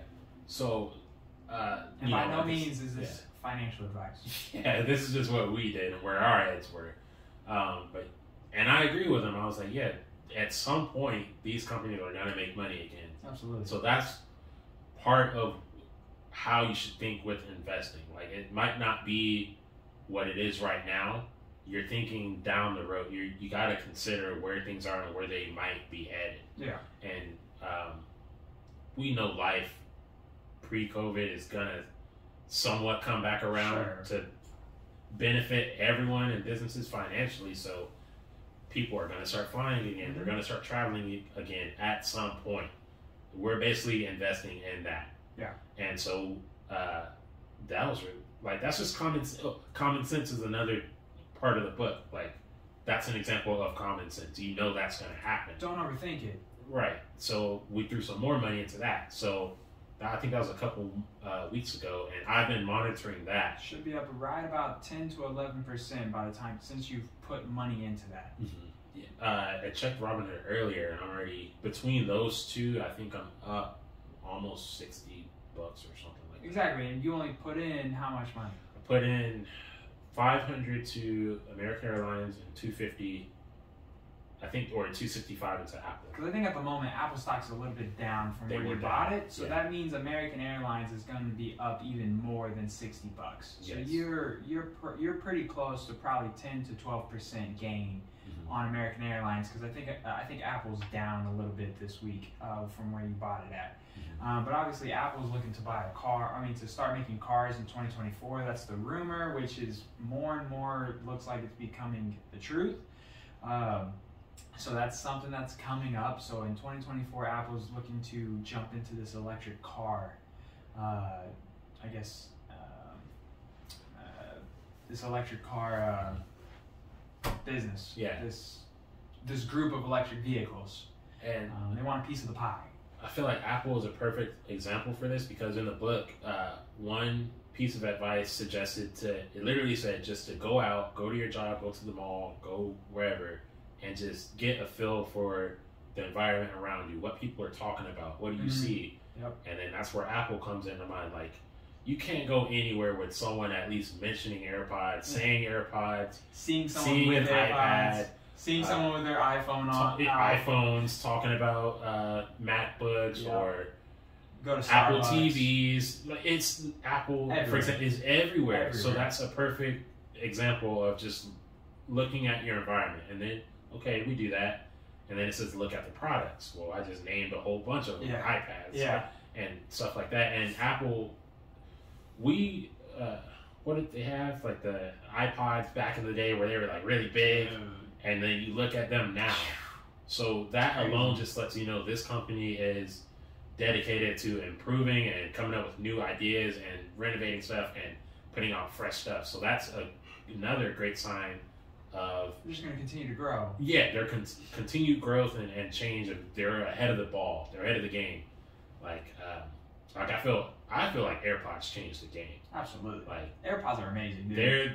They're when amazing. I think sound, headphones, AirPods. That's the first thing that comes to mind. They're amazing. Yeah. Everybody was making fun of them when they came out due to the look, and then everybody started wearing them, and they're like, oh, these are great. Man, that's dumb. I don't want that thing sticking out of my ear. Right?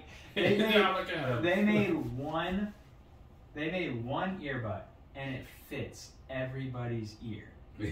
It's fascinating. Mhm. Like, And now you What see an all these incredible other product. companies trying to come out with their Yep. Samsungs and Yep. Sonys and Skull Candies, and it's like it's not Apple.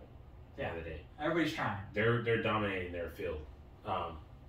But yeah, so that's another thing to look for when you are considering to invest in a company, is to just look at how people, or listen to how people talk about it, look at their products. Then you can, of course, get into the numbers and look at the charts and see the growth, where the market is, and then there's a whole bunch of things to look at. I can't even get into them all. Like, I literally yesterday had to go back and I think it was like chapter 5 was talking about stocks, and I had to make my own list of what the book covered as, I think it was like 13 or 14 steps that I broke down on what to look at before I even think about buying that stock. And so now I have a checklist. Yeah. I can, hey, Reggie, you want to invest in Microsoft? Yeah, hold on, give me a second. Let me check these things. Boom, boom, boom, boom, boom. Oh, it checks all the boxes. I'm game. Let's do it. Yeah. And now I have that down just because I read a book that let me know what I needed to look for. Absolutely. And we've already talked about a few different stocks and a few different moves that we're planning on doing. So I guess over the next 6 to 12 months, what's the goal? What's the plan? My plan is to maximize the money I have, which is my income, right? And I've already created savings plans for that, investment plan for that. My goal is to save, let's go, I think it was $1,250 by August. I think it was August 1st. Save that, and then also on $1,250 as in 1,000. Oh yeah, like 1,200. Let's just say 1,200. Okay. Now is that going into the rainy day fund or into the investment fund? That's the amount I want to have in the investment fund after. But like, I want to have more than that and have like that certain amount left over.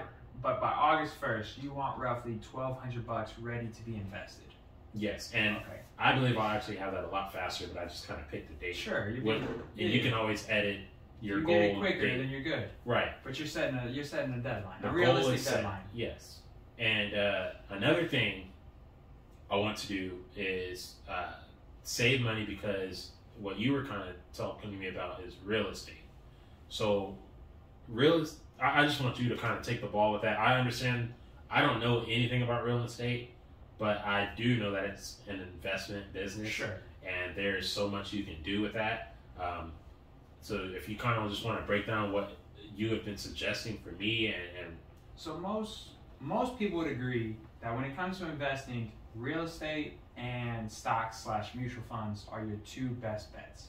Those are the two best ways to make money. And what we're experiencing right now in Austin, in the Cedar Park, Leander, Liberty Hill area, this whole surrounding greater Austin area, what we're experiencing is a ginormous housing boom. Everyone got tired of being completely locked down in California, completely locked down in New York. They all moved here. They sold their houses in New York and California for $500,000, $700,000, $900,000. They moved out here and realized what they could get with that money.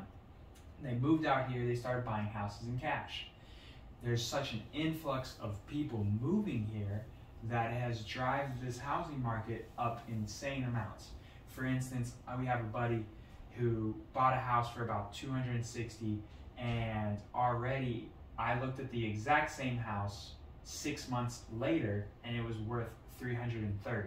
So that man already has roughly $80,000 in equity, and his house isn't even done being built until April.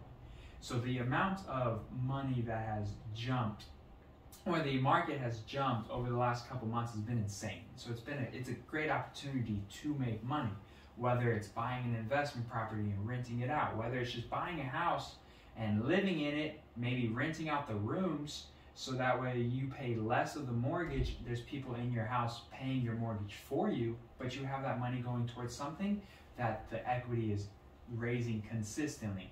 I signed for a house in February 15th, so just about a month ago. It hasn't even started being built yet, and it's already worth $30,000 more than what I signed for. So real estate is a wonderful way to start making money, whether it's rental properties. That's another great one. One thing that we've been talking about is looking to get you a house pretty quickly, so that way you can rent out the rooms and start having other people pay your mortgage for you, and then taking that equity from that house and getting another house, and then either renting that house out or moving into that house and doing the exact same thing and renting out the current house. And then you just continue to do the same thing. Next thing you know, you got 3 or 4 properties pretty quickly, with the way this housing market's jumping when the amount of equity that's going to be in that house. Next thing you know, you got 3 or 4 different houses. You got people renting them all out, and now you're chilling. Yeah. You can live just off of that income alone. Are you making a ton of money? No, but you could live off of that income if you really wanted to. But now you're free. Now you can start making bigger moves, because now you have passive income. Once that passive income starts to kick in, everything else gets a lot easier. You're way less stressed at work. You're like, okay, this is just icing on the cake. Yeah. My rental properties are covering my bills. Everything I make here is gravy, or vice versa. And so that's one thing that we'll be looking into getting done for you. For me personally, that's something that we're also looking into as well. Either A, selling day one and taking that cash and buying multiple properties with that cash, maybe a duplex or a fourplex is what I'm currently looking at, taking that money, because there's not a lot of opportunities in life where you can hand somebody $5,000 and they hand you back 120 grand, which is what I'm hoping for come July, come mid-August, when my house is done. I'm hoping to sign on this dotted line, put it up for sale, and get 100 to 120K back, to where now I can go buy 2 rental properties, 20% down on both, and live in my apartment. Because I really enjoy the apartment life. Yeah. So that's, Grant Cardone always said, rent what you own and rent where you live. Okay. So he's always been he's always preached that you should just chill in an apartment, rent it out, or even rent a house out, and then the properties in which you own, rent those out to other people. Because now those people are paying off your mortgage as your investment. Yeah, so kind of everything you said, you broke it down to me like a few weeks ago how big a deal investing in real estate can be for you financially. Yeah. And for me, like right now, I live in a 1-bedroom apartment, but I ultimately knew I don't want to keep renting, and I also knew I want to at least move into a house, even if it's renting a house as the next move. Yeah. I had already at least made up my mind. A house is in my future plan. Yeah, I just don't know how to go about it yet, but I want to get out of apartment life. And then that's when you kind of hit me with the you broaden my horizon as far as don't just look at it as a place to live, like that you can make money. Yeah, it's a money machine. Have your money do something for you instead Absolutely. of just throwing it toward rent, and it's not doing anything. Make your money work for you. There's so many different ways. You just have to find out about it and then find out how you can apply it. And that's exactly what we're doing. That's what I'm doing with learning the investment. That's what you were doing with the real estate. And now we're like combining our ideas and, you're breaking things down and we're talking about the possibilities of what we can do, and we're making new goals. And I like doing it. And that's ultimately what this entire episode's about. The entire episode's about, it doesn't matter what it is that you want to do, but the entire episode is about that if you want to do it, you can make it happen. Like, you don't have to do X, Y, you don't have to have X, Y, and Z to do something. All you have to do is just sit down, manifest it, put it on paper, and then start taking the proper plan, proper action, the proper steps to achieving that goal. But you gotta have a goal first. And I mean, it's crazy the amount of progress that you've made in 3 weeks. Obviously it's only 3-4 weeks, so clearly you have to keep it going. Right. So that's why I was asking, what's the goals for the next 6 to 12 months? So that way when we bring you back on, we can retouch on that and make sure that, hey, Reggie's keeping it up. Like, he didn't just do this for 3 weeks, 4 weeks, come on the podcast, talk about it, and then fall off. Yeah, like, this isn't gonna happen. this isn't something that you're just gonna stop doing this time. Like, this is full speed ahead. And I think that's kind of the message that we just want to convey to people is that, look, it's possible. You can do it yourself. You can do it. Like, anybody can do it. You don't have to make $100,000 a year in order to start investing your money. You can start investing your money making $40,000 a year, but you need to sit down and take some accountability for yourself.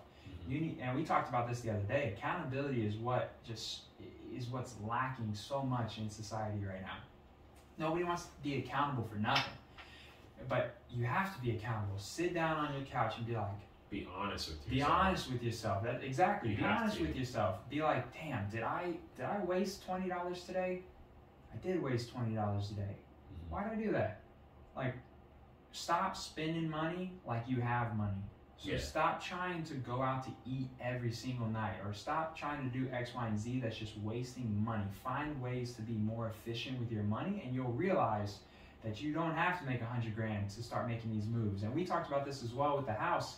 You were thinking, I've already kind of shown you different ways that getting a house is very possible for you, even without making a ton of money.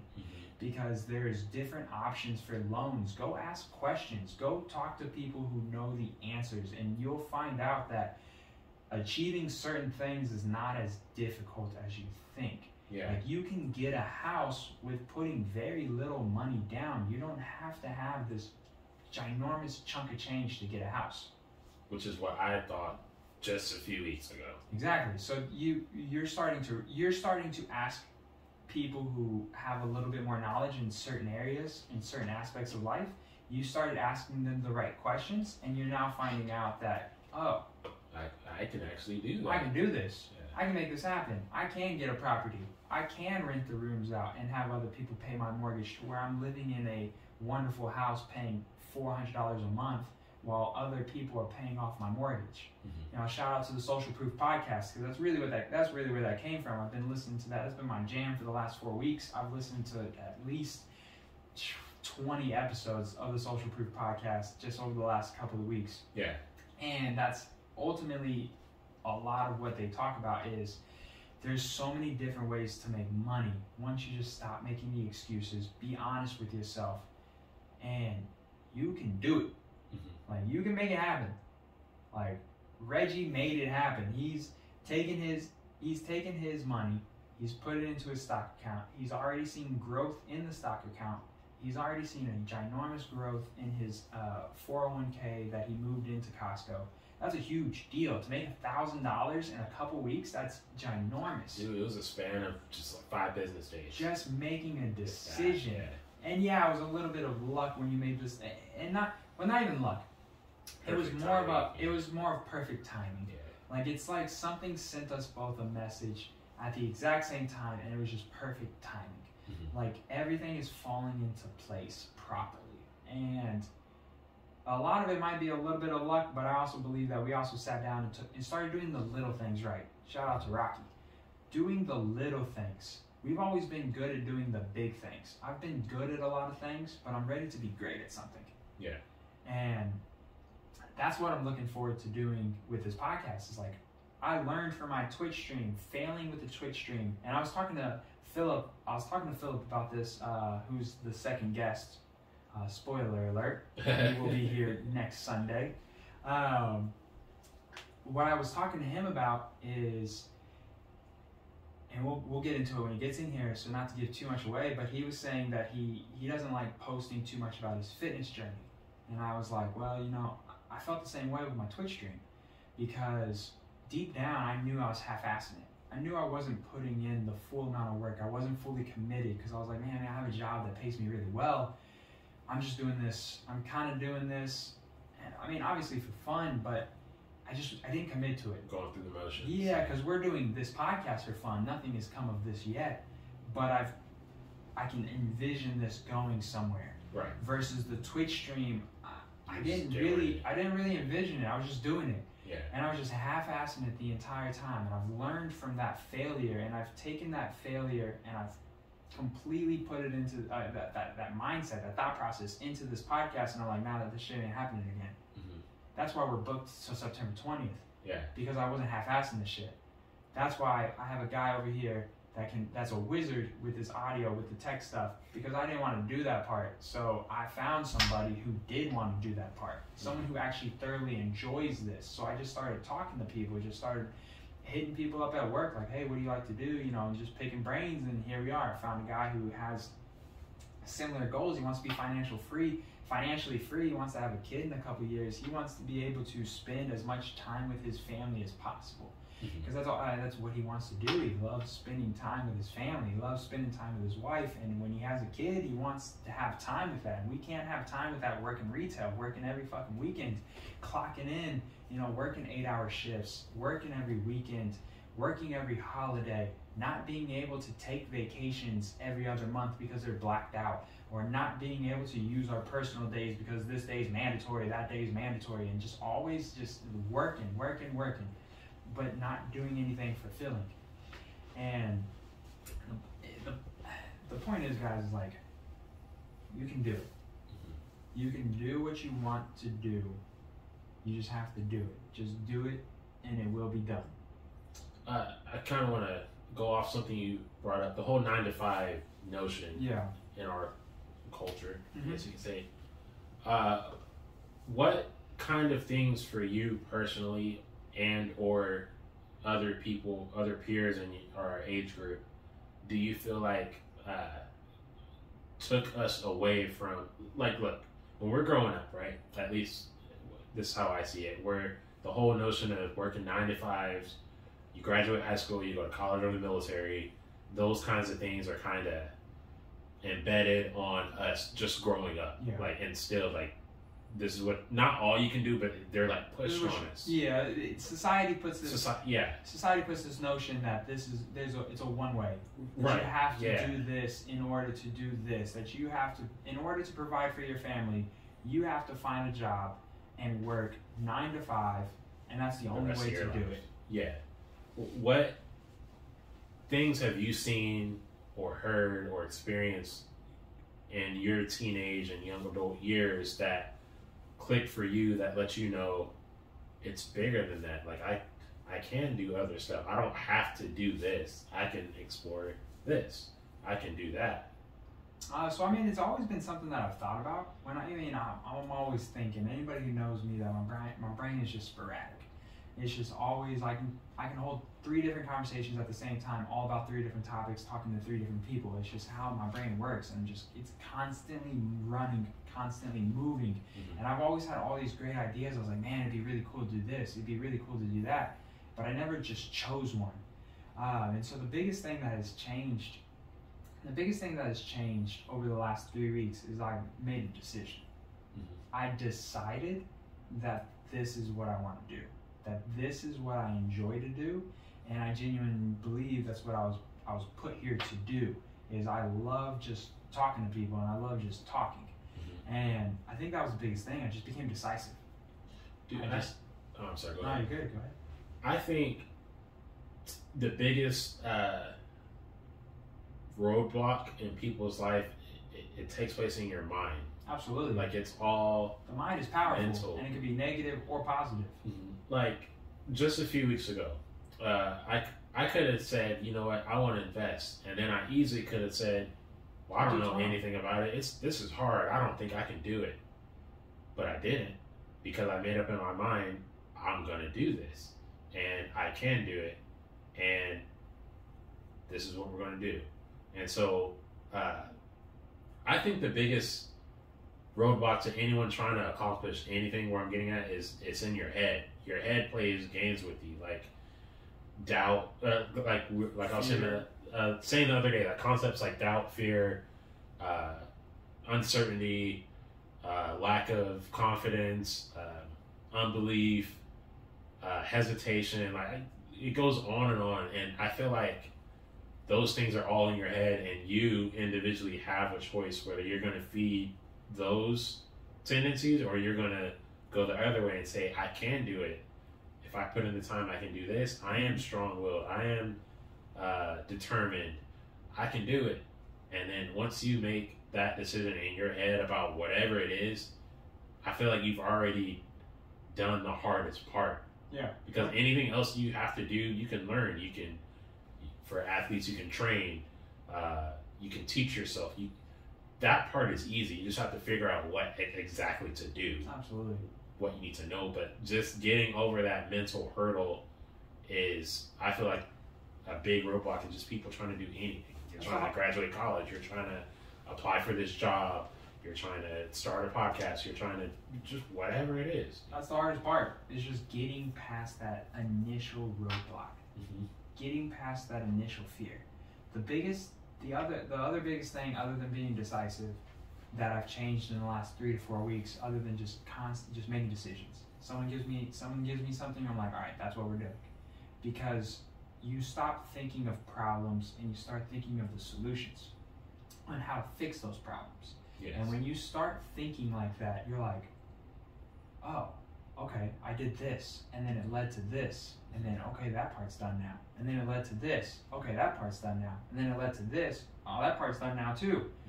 And then now here we are doing exactly my dream, is sitting across from cool people and just having a conversation just like we were doing.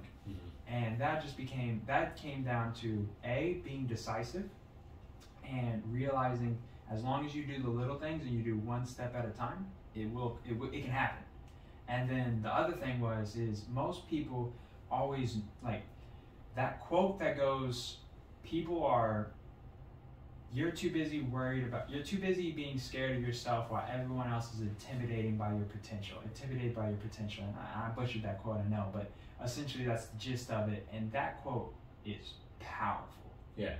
Because everyone's like, my parents will tell you, my teachers will tell you, everybody knew that I was pretty good at most things. And that if I just chose one thing and just focused on one thing, I could be great. And that's what I did. I chose that one thing, and I'm working towards that one thing. But also, I went from being like this fake confidence to having real confidence. Yeah. I went from this being scared to having no fear at all. I went from this person who can't that didn't want to do anything by himself to this person who walked into a business and asked to speak to the owner. Mm-hmm. And to meet that person and be like, hey, I just wanted to introduce myself. I'm starting a podcast. I just want you to come on. Or even as little as just sliding into the DMs of some of the big people that we have lined up for this podcast, some of the, I guess, bigger social media presence that we have lined up for the podcast. It was just as simple as just rolling into just sliding right into the DMs and just asking them. And if Roth will tell you, this man, the very first one I did, I slid into her DMs and I just asked her.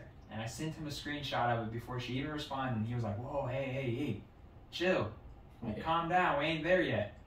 And she responded like maybe an hour later saying she would do it. And I sent it back to her and I was like, hey, fuck that. Don't ever tell me to slow down again. We are full speed ahead. And I think that's when it clicked for him, like, oh, like Jordan's not fucking around. Get with it or get lost. Like, even before that, he was like, yeah, I think we can do this. I think we're gonna do this. I think we're gonna do this. And then in the last couple of days, it's like, oh no, we're doing this. Like, this is happening. Like, we are going to do this. Like, and it just came from getting rid of that fake confidence, making it real confidence, and getting rid of that fear.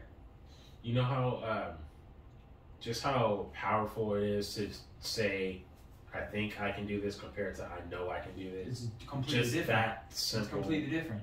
Because you saying I think I can do something, well, maybe I fail. Who knows? I mean, I'll give it a shot, but I mean, I don't know what's gonna happen. You already set yourself up for failure. You're already not. Already failing. Yeah, it's all in your head, dude. Like, everything's there. Like, literally, your whole decision-making process and your thoughts and your energy and your attitude, so on and so forth, it's in your head. Like, you are in control, period, of your life. Like, your presence, your attitude. Like I said earlier, how I went to work and my whole attitude changed is because I changed it.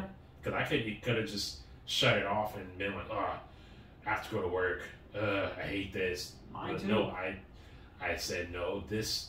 You look at it different. Like, I feel like my whole life, professionally, I guess, or however you want to say, opened up. Like, my whole view, my stance, my perspective, it all just changed, and I started looking at things differently. The same exact situations I had been in was, just going to work. Just everyday things. And you just look at it differently. You looked at it completely different. You flipped the switch. Exactly. And another thing I wanted to get into was, we were talking about time management one day, and how you asked me earlier how my typical days were, and I was like, yeah, I go to work and then I go home and relax. Yeah. Well, now I'm solely looking at it like, look, I go to work 8 hours a day, or 8.5. That's a third of my day.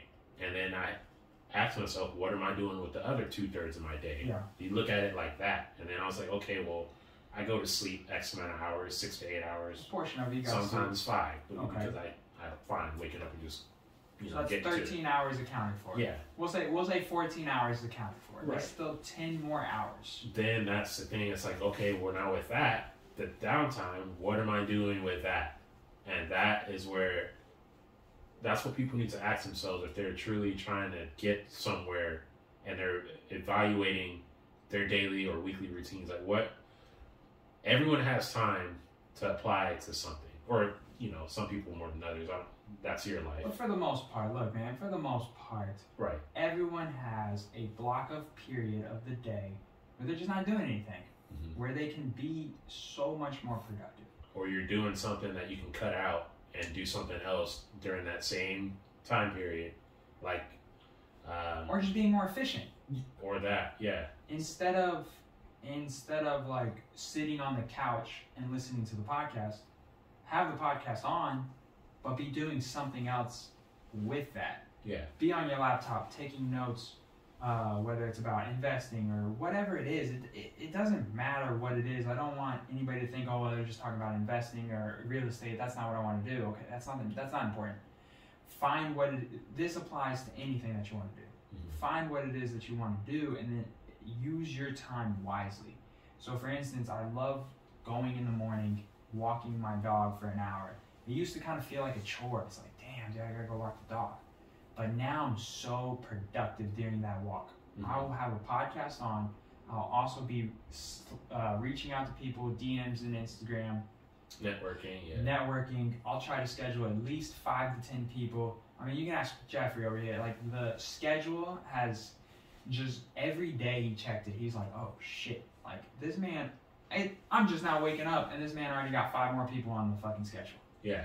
Like, I'm doing multiple things while walking the dog.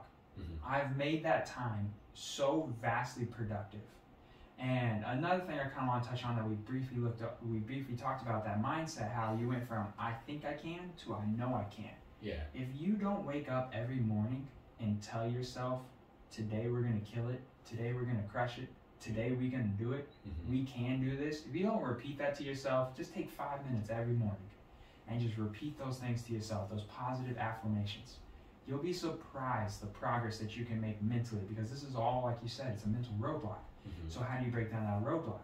You got to have just like anything else, you got to have a plan to break down that roadblock. And one way to do it is to constantly remind yourself each and every morning that you can be great, that you will be great.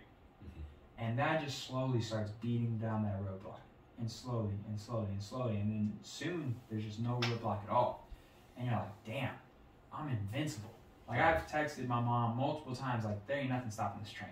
Yeah. I called her and I was like, hey, there's nothing stopping this train. Like, it's just momentum, and it's not going to stop. Mm-hmm. Like, I mean it this time. Like, this is happening. To me, like, just yesterday, it got so contagious. Like, I was at home. I was at home yesterday. Mm-hmm. I got off work. And as soon as I get home from work, I'm going to grab a bite, and then I'm like, boom, I'm reading. I read like 2-3 hours. I'm taking notes, and, you know, of course, knocking out chores around the house and stuff. And I'm super productive. But yesterday in particular, like, I had read everything I had set myself to read that day. I had made my notes. I had done everything I needed to have done that day. And it got to a point where I was like, man, I feel like I have nothing else to do but to entertain myself. And then I started entertaining. I hopped on my Xbox. And then I was like, dude, it feels weird. It felt like so counterproductive. It felt like I shouldn't be doing this, but I'm only doing it just to make some time go by, because I literally have knocked out everything else today. And I have to do some sort of entertainment. Dude. But I felt so backwards. I know exactly what you're talking about. Have you felt like, have you gotten to the point, so like you're saying, you finished everything and you're like, okay, I have some relaxation time. Have you gotten to the point where you're in that relaxation time and your mind is like, bro, what the fuck are you doing? Be productive. And you're like, dude, I have been productive. Yes. Like, but typically, but 4 weeks ago, it would have been the opposite. I would have been trying to be productive, and my mind would have been like, no, hey, just chill on the couch, bro. Just chill. Mm-hmm. It's so crazy that even my mind has me up at 4 a.m. every day. Yeah. I don't set an alarm. Like, there's no alarm. So when I text you in the morning, that's not me waking up to an alarm. That's my mind waking me up. Yeah. Telling me to be productive. Mm-hmm. Get out of bed. Go just grab the leash. Yeah. Go grab the leash. Yeah. Grab Arya. Hey, let's go. Mm-hmm. Let's get the day started. Get some coffee. Drink your electrolytes. Get to moving. Mm-hmm. And it's so weird that my mind is on the same page. Yeah. It's like something literally got reprogrammed. Mm-hmm. And it's no longer trying to convince me to stop. It's trying to convince me to keep going when I'm trying to just like, hey, I need to just wind down. Like, I've been going from 4 a.m. It's now 10 o'clock at night. Can I just play one game of League of Legends? Dude. And my mind's like, nope. You got shit to do. Get back on the phone. Start scheduling more people. Get back on the phone and start reaching out to more people. Get back on the phone and start talking more about real estate. Start jotting down notes about what you're going to do with this house, X, Y, and Z. And it's been fucking wild, man. Dude, that's how it's been for me. Like, yesterday and other days, like, I would get my stuff done. And then I have, like, my couch set up in front of my desk. My desk has my computer, my notebooks, papers, my books, all the stuff I'm dialed into there. And then I'll like knock it out. I'll go sit on the couch and it just feels like I left that world I was just in, just because I'm sitting on the couch with a TV in front of me, and I'm like, dude, let me get back up and just do something. I'll literally walk back up, review all the notes I had just made and reviewed twice already, realize I did it all for today. Like, that's it. Yeah. Go to my whiteboard, have a whole bunch of notes, already updated that. Go check my calendar, already got that. I know exactly what I'm doing every single day, when the bills are due, when I'm investing this into that account, on what day. Like, everything's already mapped out. And so, in a good way, I'm having that struggle of finding balance of when to actually slow down. Yeah. Because, like, I'll sit down and then I'm like, okay, maybe I can go read something, or maybe I can look at this website. And then I'm like, well, I just did that for like 4 or 5 hours. Like, just relax. I find myself just cleaning the kitchen. Like, I just find myself constantly just cleaning the kitchen, cleaning up the apartment. It's the little things. Like, it's as simple as when you do laundry, instead of waiting to fold the clothes, just take the clothes out and fold them. Dude, I always do it. Boom, boom, boom. Wash, dry, iron, done. It's as simple as just those little things. Like, when you eat something, just clean the dish right then. Like, don't leave it on the stove, or don't leave it in the sink. Yeah. Like, it's as simple as those little things. Those little things begin to add up. Like, consistency leads to habits, and habits leads to success. And you have to be consistent for 60 days, 66 days to create those habits, and then those habits are going to create you success. It might not happen this year, it might not be next year, but it's going to happen. As long as you stay on that path and you stay consistent, you keep moving forward, you're going to see the results. There's no way you're not. Like, it's just, you just got to keep going. Yeah. And another thing I've always experienced this, but lately, just between like me and you, like, now we're all dialed into, we have this vision of what we want to do, and we're going. We're started. We're on the right track, and I feel like that positivity and that confidence and that feedback we're bouncing off. Like, we're not saying anything negative, just period, in our conversations. Everything is just on a positive note. Like, this is what I did. This is good for me. I met this goal. I did this today. You know, you can do this. I know you got it. We're gonna kill it. We're gonna make so much. Each other up. Exactly, and I feel like that is contagious, and it's just like exploding to where, like, that's all you want in your, however you consider your inner circle. You know, the few people. Right. That's all you want. Like, and you can feel it. Like, and everyone's being encouraged, and we're doing something, and you know, it's just all positivity. Like, that's all it is, man. It's just straight positivity. I think that is a perfect way to wrap this up, because I think that right there is the exact definition of this podcast. It's just spreading positivity, bringing people on, allowing them to talk about themselves, allow them to explain their experiences, different things that they've done, so that we can support each other and support them. And man, this is a hell of a first episode. Yes, Reggie, sir. Thank you so much for being here. I'm so glad to have been here, man. I really appreciate it. I'm so proud of you, what you've done in the last 4 weeks, and I'm going to stay on your ass to make sure that you don't stray from this path. And I expect the same thing. I expect the same thing to be on my ass too. Hey, what'd you do today? Hey, what'd you get done today? What'd you do? X, Y, and Z, and that's how we got to do it. We just got to keep feeding off this energy and keep going, man. Thank you so much for doing this. Hey, thank you, man. Thanks for having me. First episode in the book, guys. Love y'all. See you later. All right, take it easy.